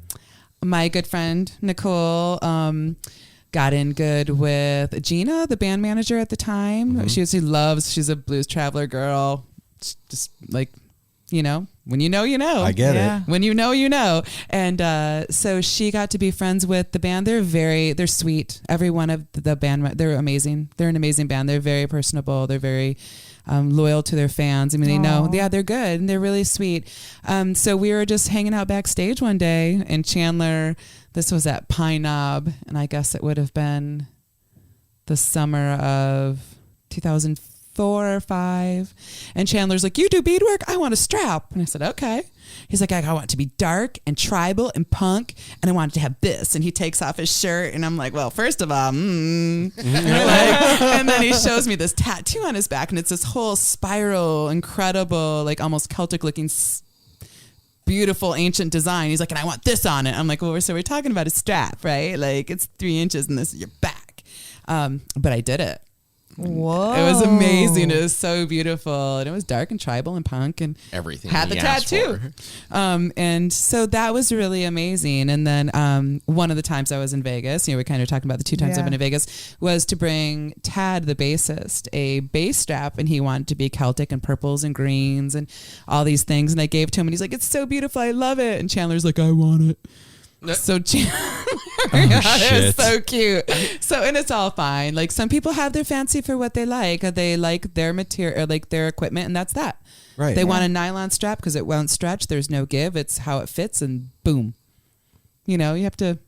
My ego accepts that. Not everybody wants to strap one on by Jenny. They might appreciate it, but okay. Yeah. No matter what, so you're not going to be for everybody. No, well, everybody's not for everybody. No, then it loses its exclusivity and also its specialness. Sure. Well, I can also understand like having one of your pieces, like they're so beautiful. It's one of those things. It's like I don't want to wear this. Yeah. Right. I which want is, it, but it's going to hang on my guitar on the wall or something. It needs to get stanky. It needs to get used. Yeah. Like it needs to get stank life on it. Yeah. It's funny. Even, so that was 2006. I did a lot of beadwork. There was a lot of things come and go. My daughter graduated. Like I worked full time. There's just so many things. How far along did this, did you start to get intricate and start to get really good into this? So I started beading in 92. Okay. And then started powwowing in 94, 95.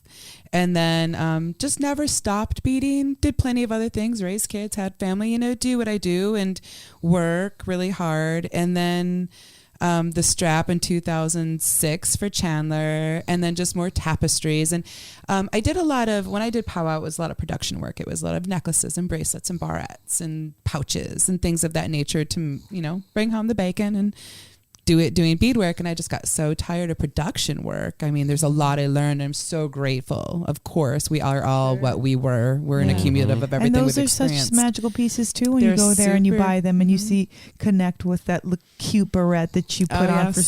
I totally get it. I have special pieces. I have the barrette I made for Julia when she was 1 year old. It's in my little box. I have the first rosette turtle pouch I've ever made, and it was after reading Lakota Woman. I swore I'd give it to Mary Ellen Braveheart if I ever made it to Rosebud Reservation, and she passed away before I got there, but she was pretty amazing. Whole nother digression. We won't go down.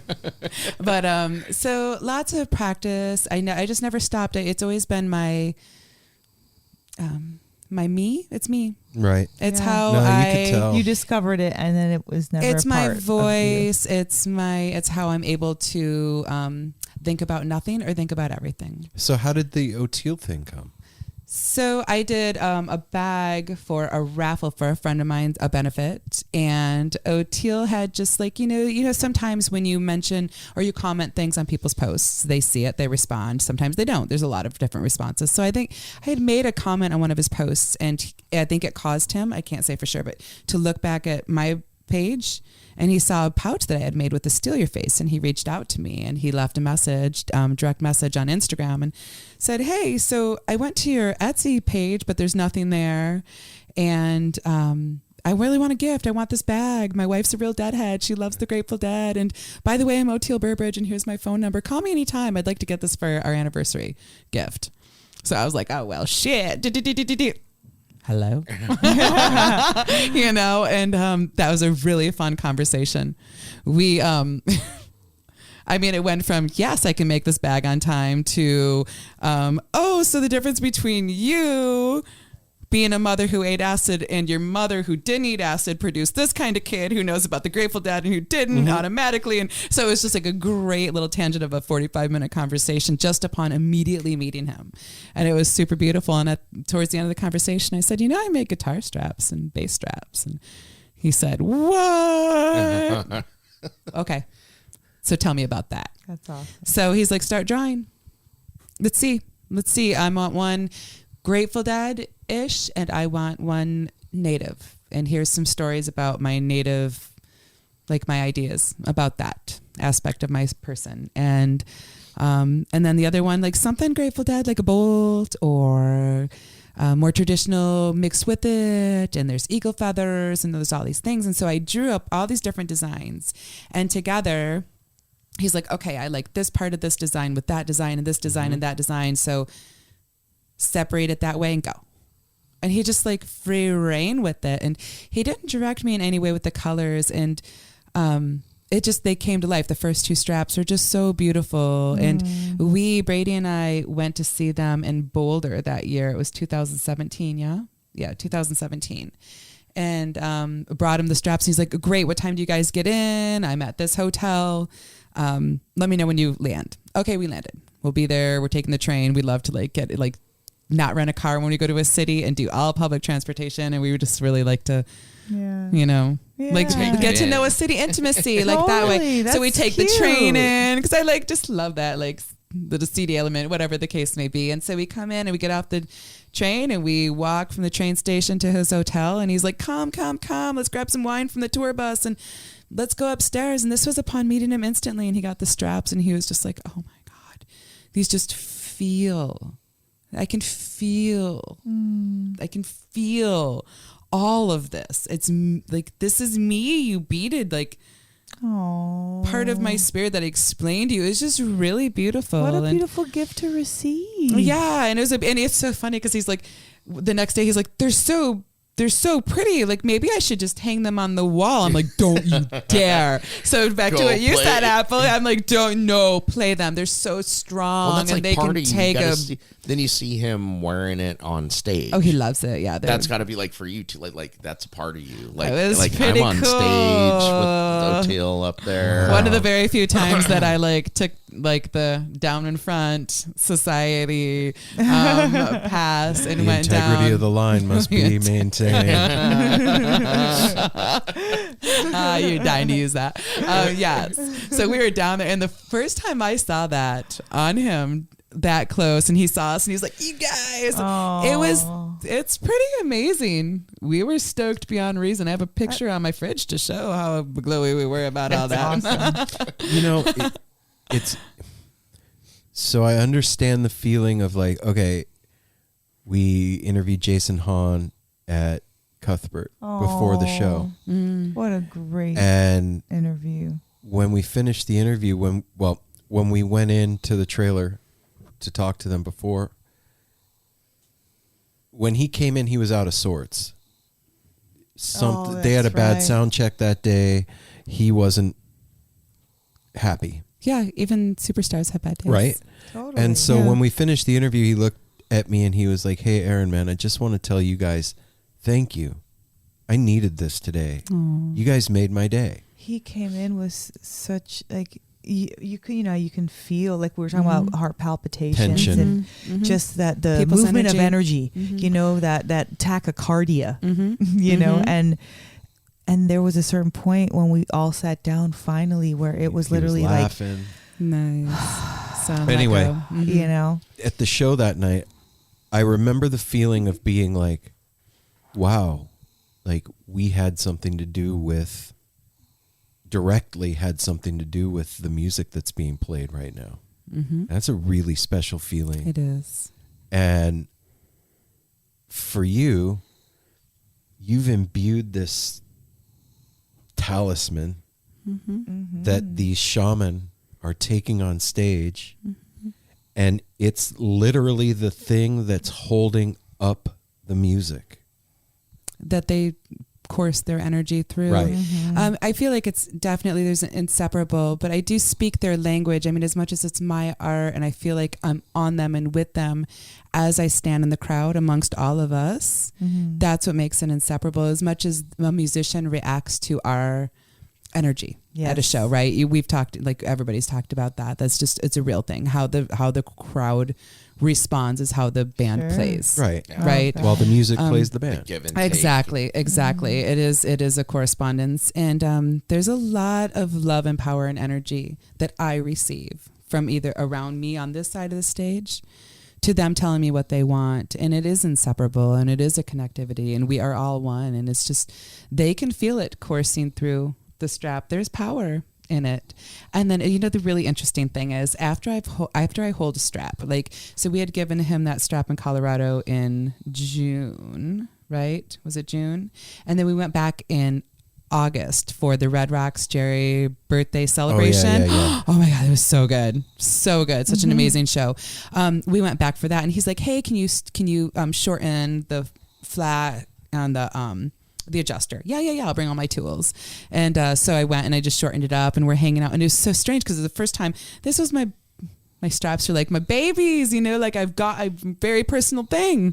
I spend time with them. They're mine. They come off my loom, and I hold them, and all the leather I cut from a hide of leather by hand, and I sew together by hand after I've sewn the beadwork on each, you know, it's just a whole thing. And it's interesting to hold a piece after it's belonged to somebody else for those 2 months. To feel the mix of energies. There is a change. There's a shift. It's no longer, it's a beautiful piece of art I look at and go, wow, this is really pretty. Like, this is really pretty. Like, look at this, like this and that. And it's worn on this side, and the sweat here is aged the leather this way. Like, wow. It's like, it's just something that's so familiar. And, you know, like, what is this?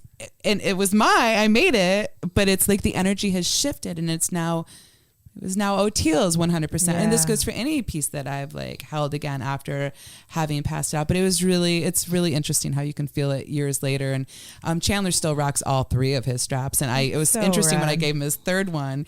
And I'm like, let me see the ones I gave you 10 years ago. And he's like, not a single bead, not a single stitch has popped on this. And I'm rough. He throws his straps and his guitars during the show, like it's part of his theatrical thing. They have such a great stage presence. I just love me some Blues Traveler. So he'll like toss it, and he's like, you know, the thing about your straps, Jenny, is I put them on and I play harder and I play louder, and I'm more Chandler when I wear your strap than ever.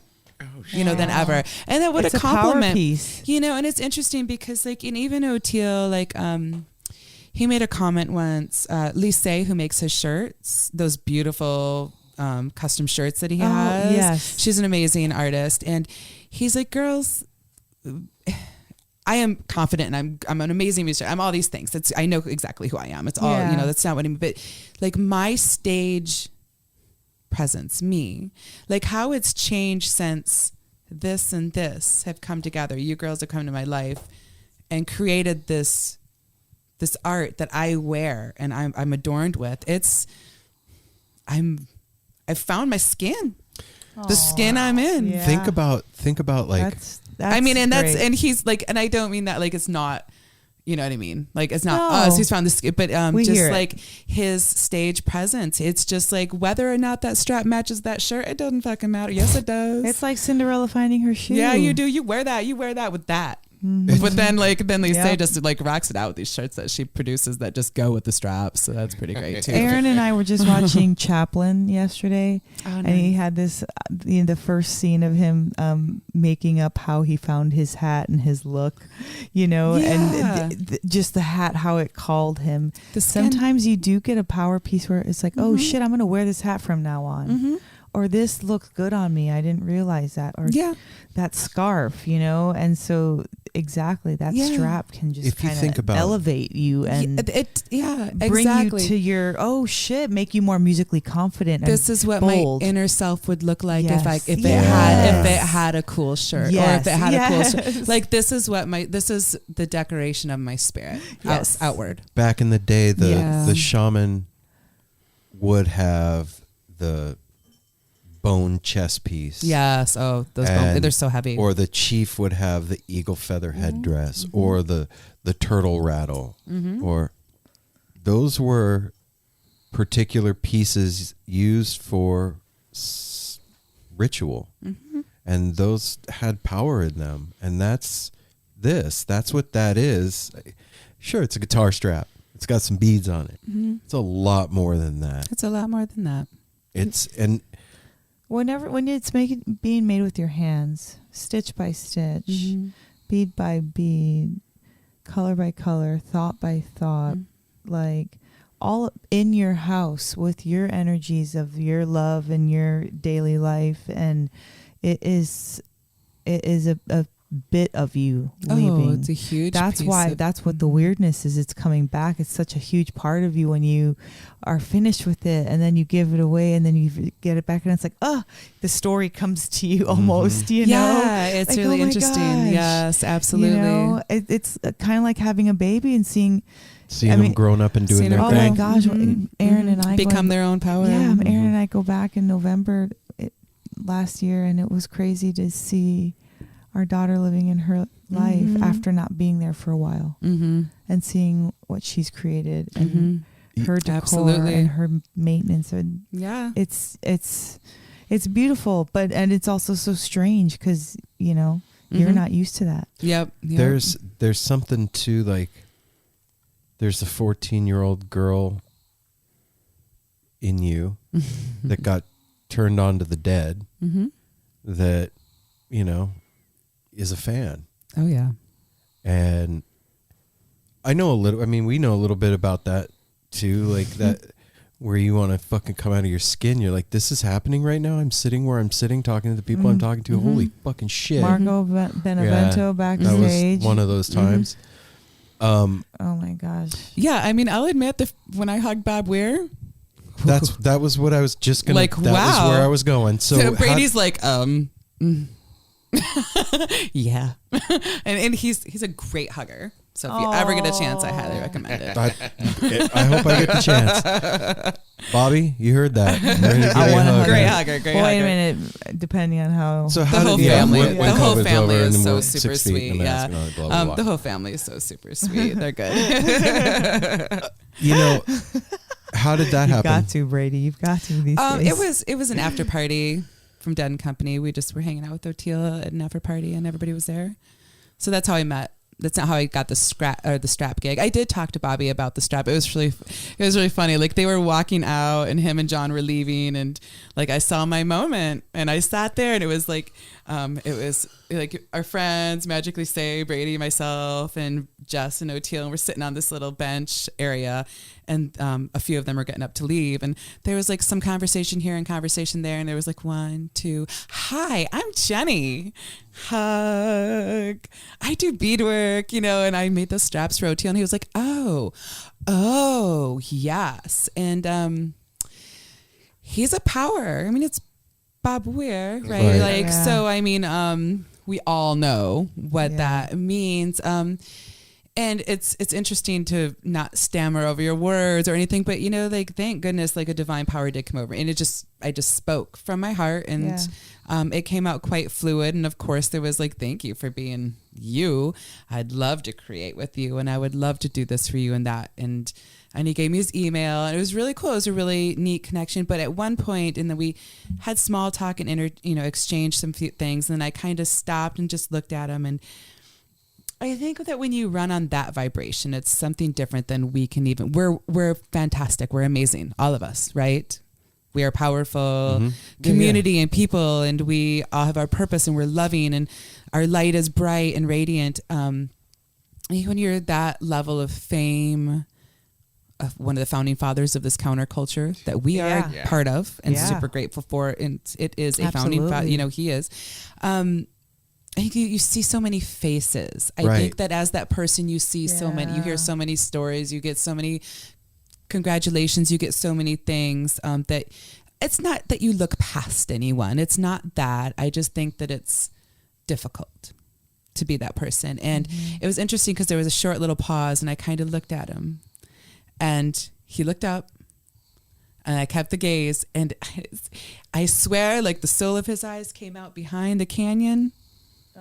The big, deep recesses of his, and like came this way and peeked out at me and smiled at me and went back in and gave a big old juicy beautiful hug. And I actually let go first. I'm like, oh wait, he's not letting go. I'm gonna keep hugging him. Oh my God. Yeah. And then it was like, that's yes, a good hug. Good. It was a good hug.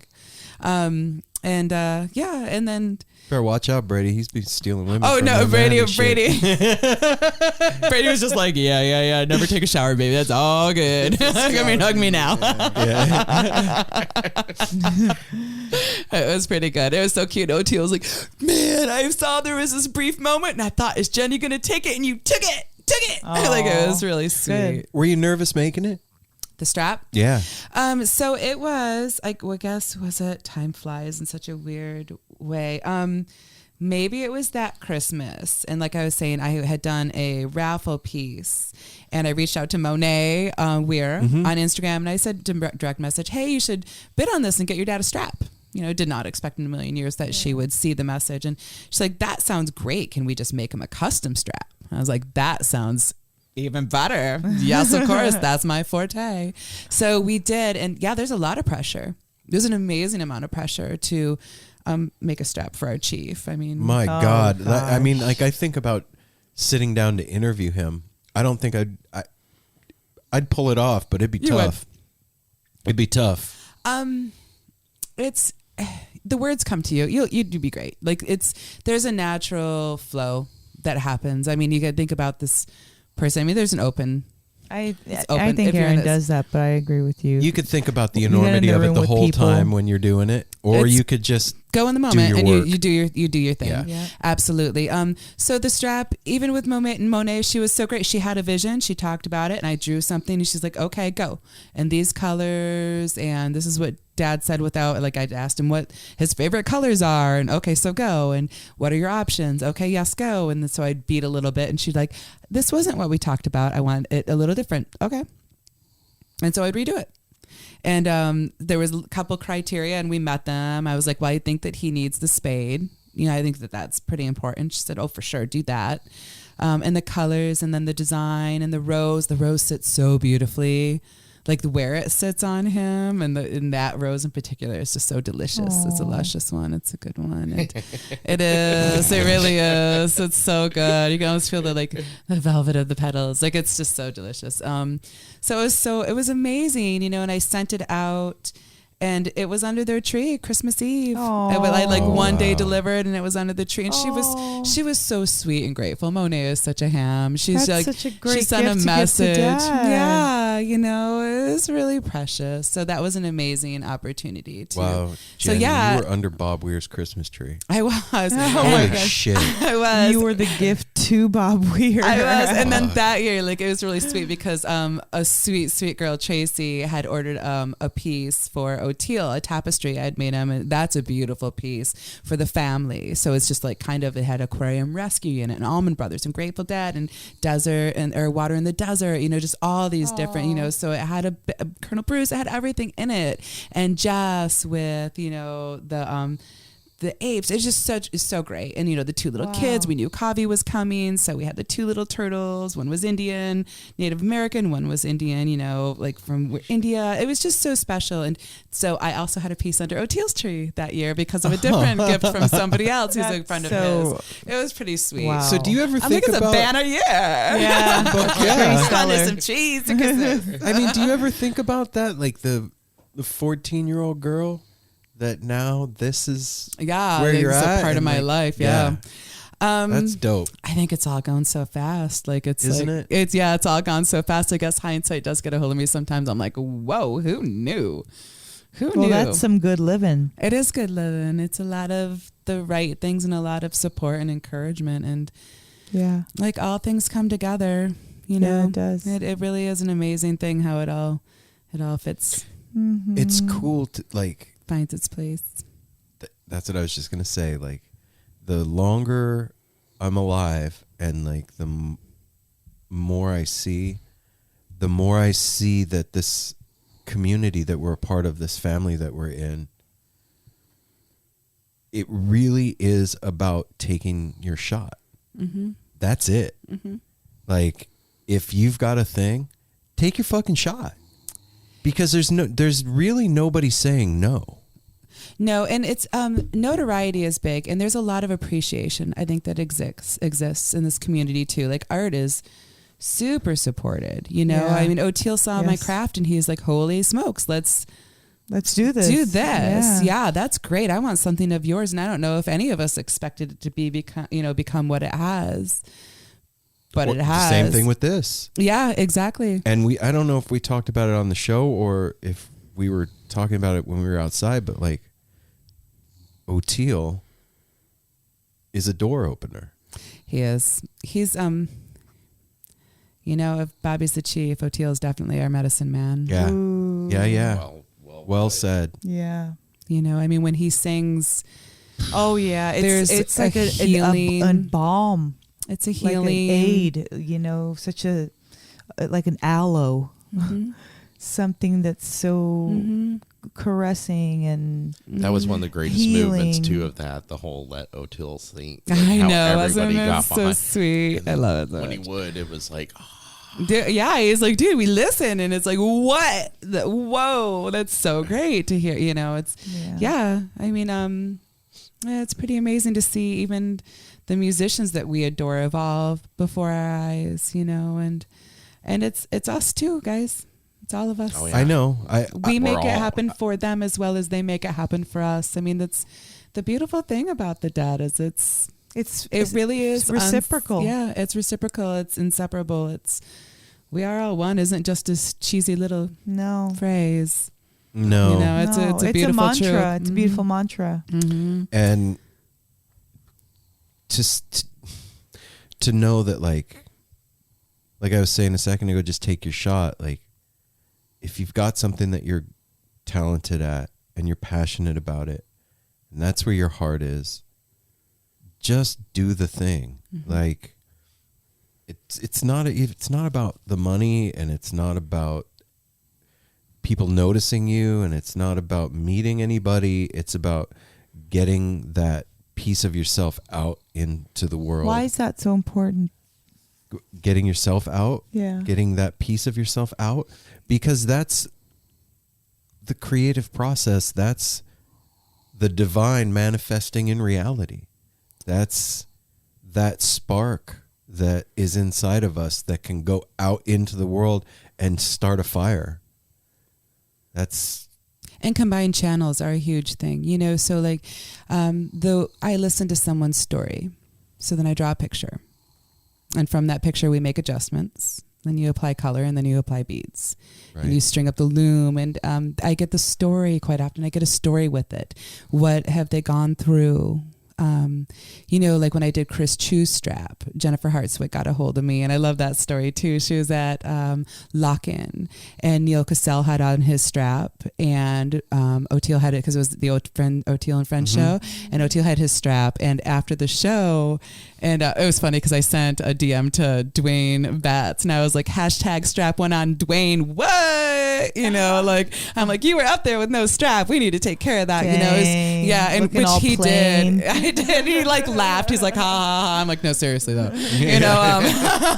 But and so he's gotten them. That strap is I don't know. I mean, it's hard to pick. It's like having a million cute puppies. Which one do you want? It's hard to pick. All of them, Yeah, that is. But that else. Duane Betts strap is something and what special. A sweet. That's another color, sweetheart. He's such a sweetheart. Him and his wife are just they are just so very sweet, and that was cool. And then after the show, Jen was like, I tell you, she reached out to me. She's like, hi, I'm Jenny Hartswick, Jennifer Hartswick. And I'm like, hey, yeah, and I know who you is. Like, it's good. Let's go. Let's talk. And she's like, so I was watching these guys on stage, and she's like, oh, wait, Oteil, that strap, that, like, what is up with your straps? Like, holy crap.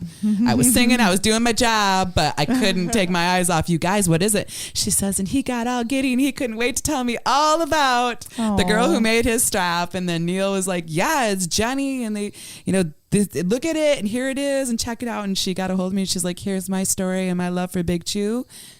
I want a strap under the tree for my husband this year. So I put a strap under the Chew's tree. Wow. And Chris Chew's fucking amazing. I mean, wow. That was pretty great. That was a good Christmas gift too. That message the next day was like, I just ate a whole bunch of good food and opened my gift, and damn. It was a good text. So we've been talking a little bit about this year, past year. How you doing? You okay? I'm good. You know, like it's hard when you move through the world as an empath, not feel for everyone. Right. Their fear, their loss, not just of life, but of business, of profession, of expressing themselves. How these musicians don't get to do. If somebody told me you cannot bead, sorry, you're screwed. I can't even imagine. I don't even know. You can bead online. Yeah. I wouldn't say I'm fine. It's good. It's hard for people. You know, I would have a different story. So I think that my heart goes out in a big way for everyone. And that's something I digest all the time. I'm really fortunate to have an amazing family. Yeah, you do. I do. I have a really amazing family. I have a really supportive, amazing husband. I mean, so homeschooling is a trip. I never fancied myself a stay-at-home homeschool mom. We can do anything we put our minds to. We can. In fact, we rock it. He's really smart and amazing. He did a 9-page report on Louis Armstrong, and he's in first grade. He wrote it. Wow. I saw him read it. He read it. I know. I was like, that was the proudest mom ever. It was so cute. And he's such a little production kid that he was like, I'll do it. It's time. I'm like, it's time, bro. Like, it was so cute. So, the control freak in me is like, how do I send him back to school and let somebody else batch it? Oh, shit. I know. I need to let go. I did. I know. Oh, they're going to ruin it in a day. They're going to ruin it. I know. This like little snotty kid over there. And what if they don't make him happy like I do? But there's a lot of things to learn. Yeah. There are. Well, I mean, including by other children who aren't as graceful as mine. that is one of the lessons that's come out of all this is that our families are really important, man. And I'm not just talking about the family in this room. Mm-hmm. I'm talking about the wider family with a small f. Yeah, the friends that or we... PH. Yeah, or a PH. The PH. You know, absolutely. Like the people that we quarantined, if you will, potted up with. Like we actually... I swam a lot. Oh, that's I went to the river and on the boat with my friend Marty a lot. Amanda was a big part. Our friend Amanda, she's a big part of our life anyway, you know. But with quarantine, not being able to go anywhere or do anything, it boiled down. It boiled down to life just became simpler in a lot of ways. Yeah. For as complex and crazy as it is, it just boiled down to this roux of life. And our roux is pretty delicious. It's pretty good stack.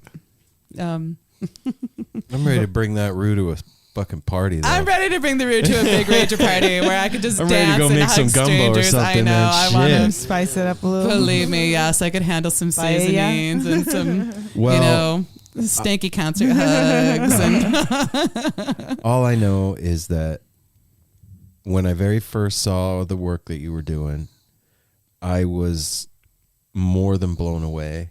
And then I remember how excited Apple was when he met you guys at the Circles. Circle show. That was and that sweet. night when he came home, he was just all giddy and I was too. That was a fantastic. It was fun meeting you. Go see a show, but I can't wait. Like I gotta meet Beadwork Jenny. It's fucking awesome. But their stuff is beautiful. Aww. It's funny, man. Like one of the things that's been toughest about all this is not having things to look forward to. Mm-hmm.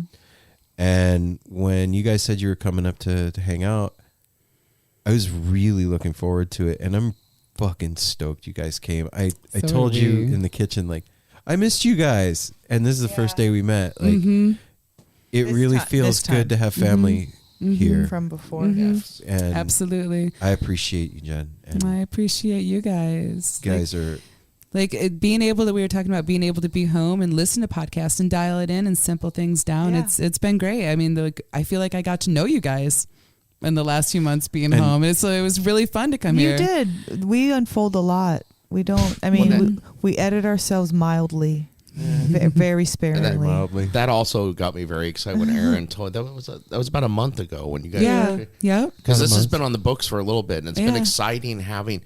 That was the other thing. It gave us something to look forward to. That's what I was saying. Because yeah. we've hung out with some of our other friends that live close by and everything. Right. But it was on the books, and it was like getting closer to the time.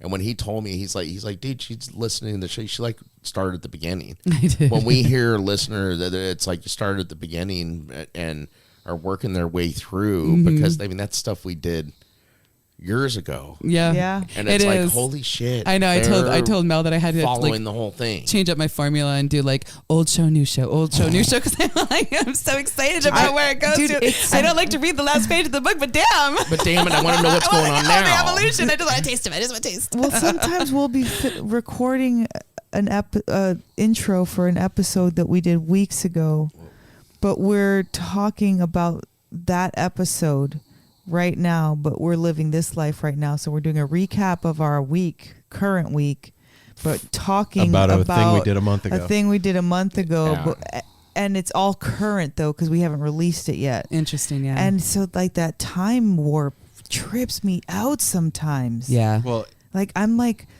time doesn't make sense. It just doesn't make sense. No, time doesn't. It's something we've created. Yeah. Oh yeah. and Brady Accomplishment man, is time. Oh yeah. Yes. I gotta say, Yes. Brady, Mm-hmm. it's cool to have another bear brother in the house. Like, Yes. right on, man. Glad I could be here. Yeah, man. Like you guys you pulled up in the If there driveway. was a missing link, Brady would Yeah, look like he would be totally. it. You guys pulled up in the driveway. I was like, oh, they're fucking home. Yeah. Right Yeah. on. Yeah. That's what it was like pulling up the driveway. I'm Yeah. like, this is a Portland drive. Go up. Yeah. We're gonna go up. Go on. Here we are. It was Well, good. if you guys out there aren't already doing it, go follow Jenny, and it's at Beadwork by Jenny. It's all one word. There's no underscores or dots or wingdings. no or capitals or capitals anything. or Kept it bullshit. simple. Mhm. Yeah, That's and easy. if you haven't seen it, Yeah, you need to prepare to be check out the amazed. work. This is not.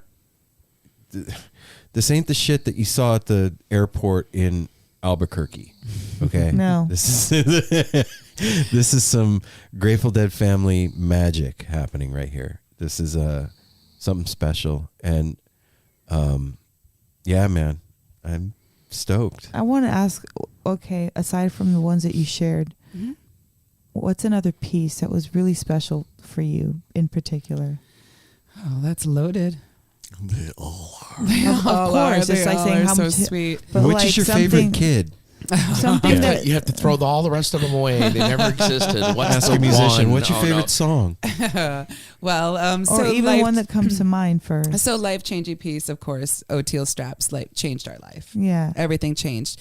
The piece right before that was a tapestry that I did for our friend Amanda. I had come through when we had moved in 2015 out here, and we went through some hard stuff. I had lost my Yeah. sister. I had moved away from my son, who had just graduated, so I was missing Gabriel so much.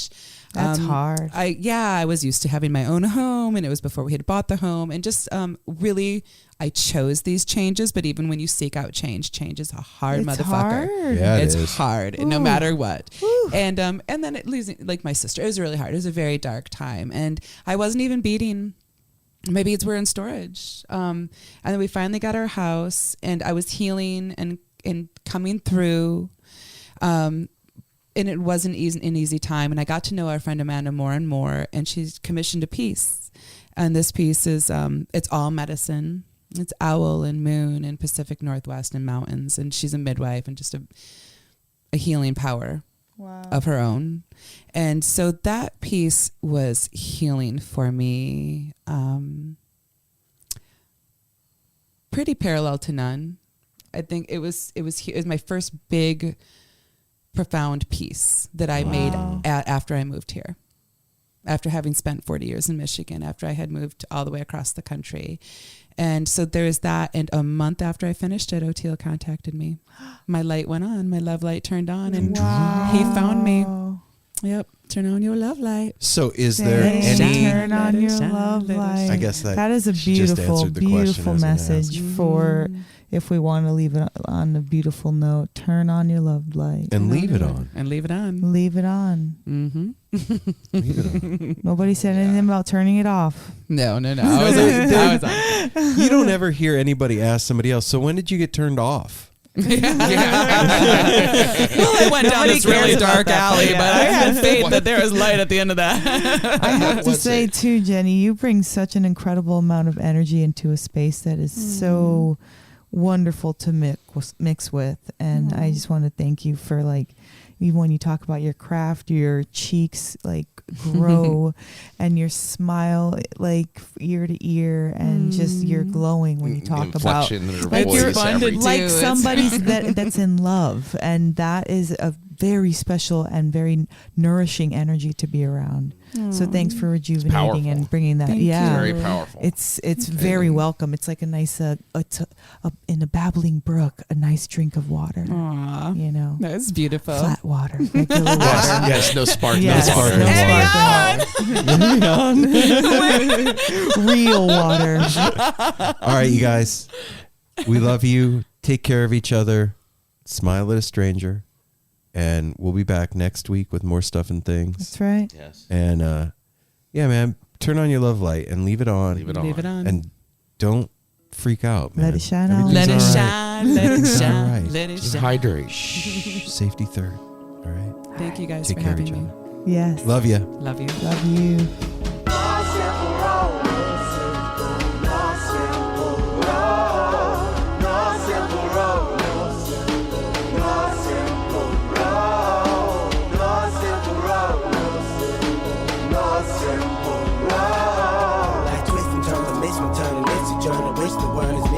But it's a burden. Family needs has been deferred, and hella means been the earth, and alchemy can bring the birth, the melody of a new born. So persistent, so resistant, so insistent, so commitment, so resilient, or haven't you learned it? Still, no simple road.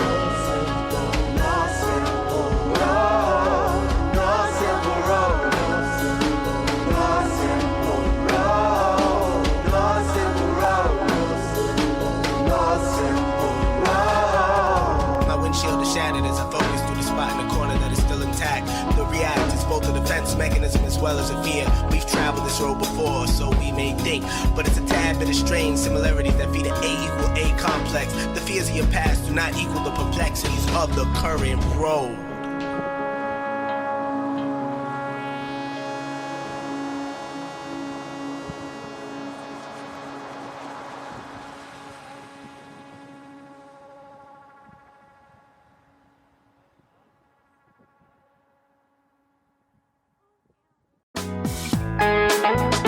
Hey listeners, I want to tell you about the April-May 2023 issue of Relics magazine. Features a Dave Matthews Band cover story with additional articles and interviews with The National, Graham Nash, Wayne Shorter, ALO, Ivan Neville, our friend Eric Krasno and Stanton Moore, Marty Stewart, and much more. Check out the latest version of Relics and subscribe now at relics.com/DMB. Thanks, Relics. Hi, this is Paul Phelps. And this is Monica Strutt. And we're from the Daily Music Business Podcast. We're joined by a number of other really great hosts in creating daily content with great advice for independent musicians just like you. That's right. We put out episodes daily on all topics from music marketing to branding, advice on signing with a manager and label, and anything else you need to up-level the business side of your music career. We've got it covered. Subscribe to the Daily Music Business Podcast today on your favorite podcast catcher. Subscribe today to the Daily Music Business Podcast on your favorite podcast platform.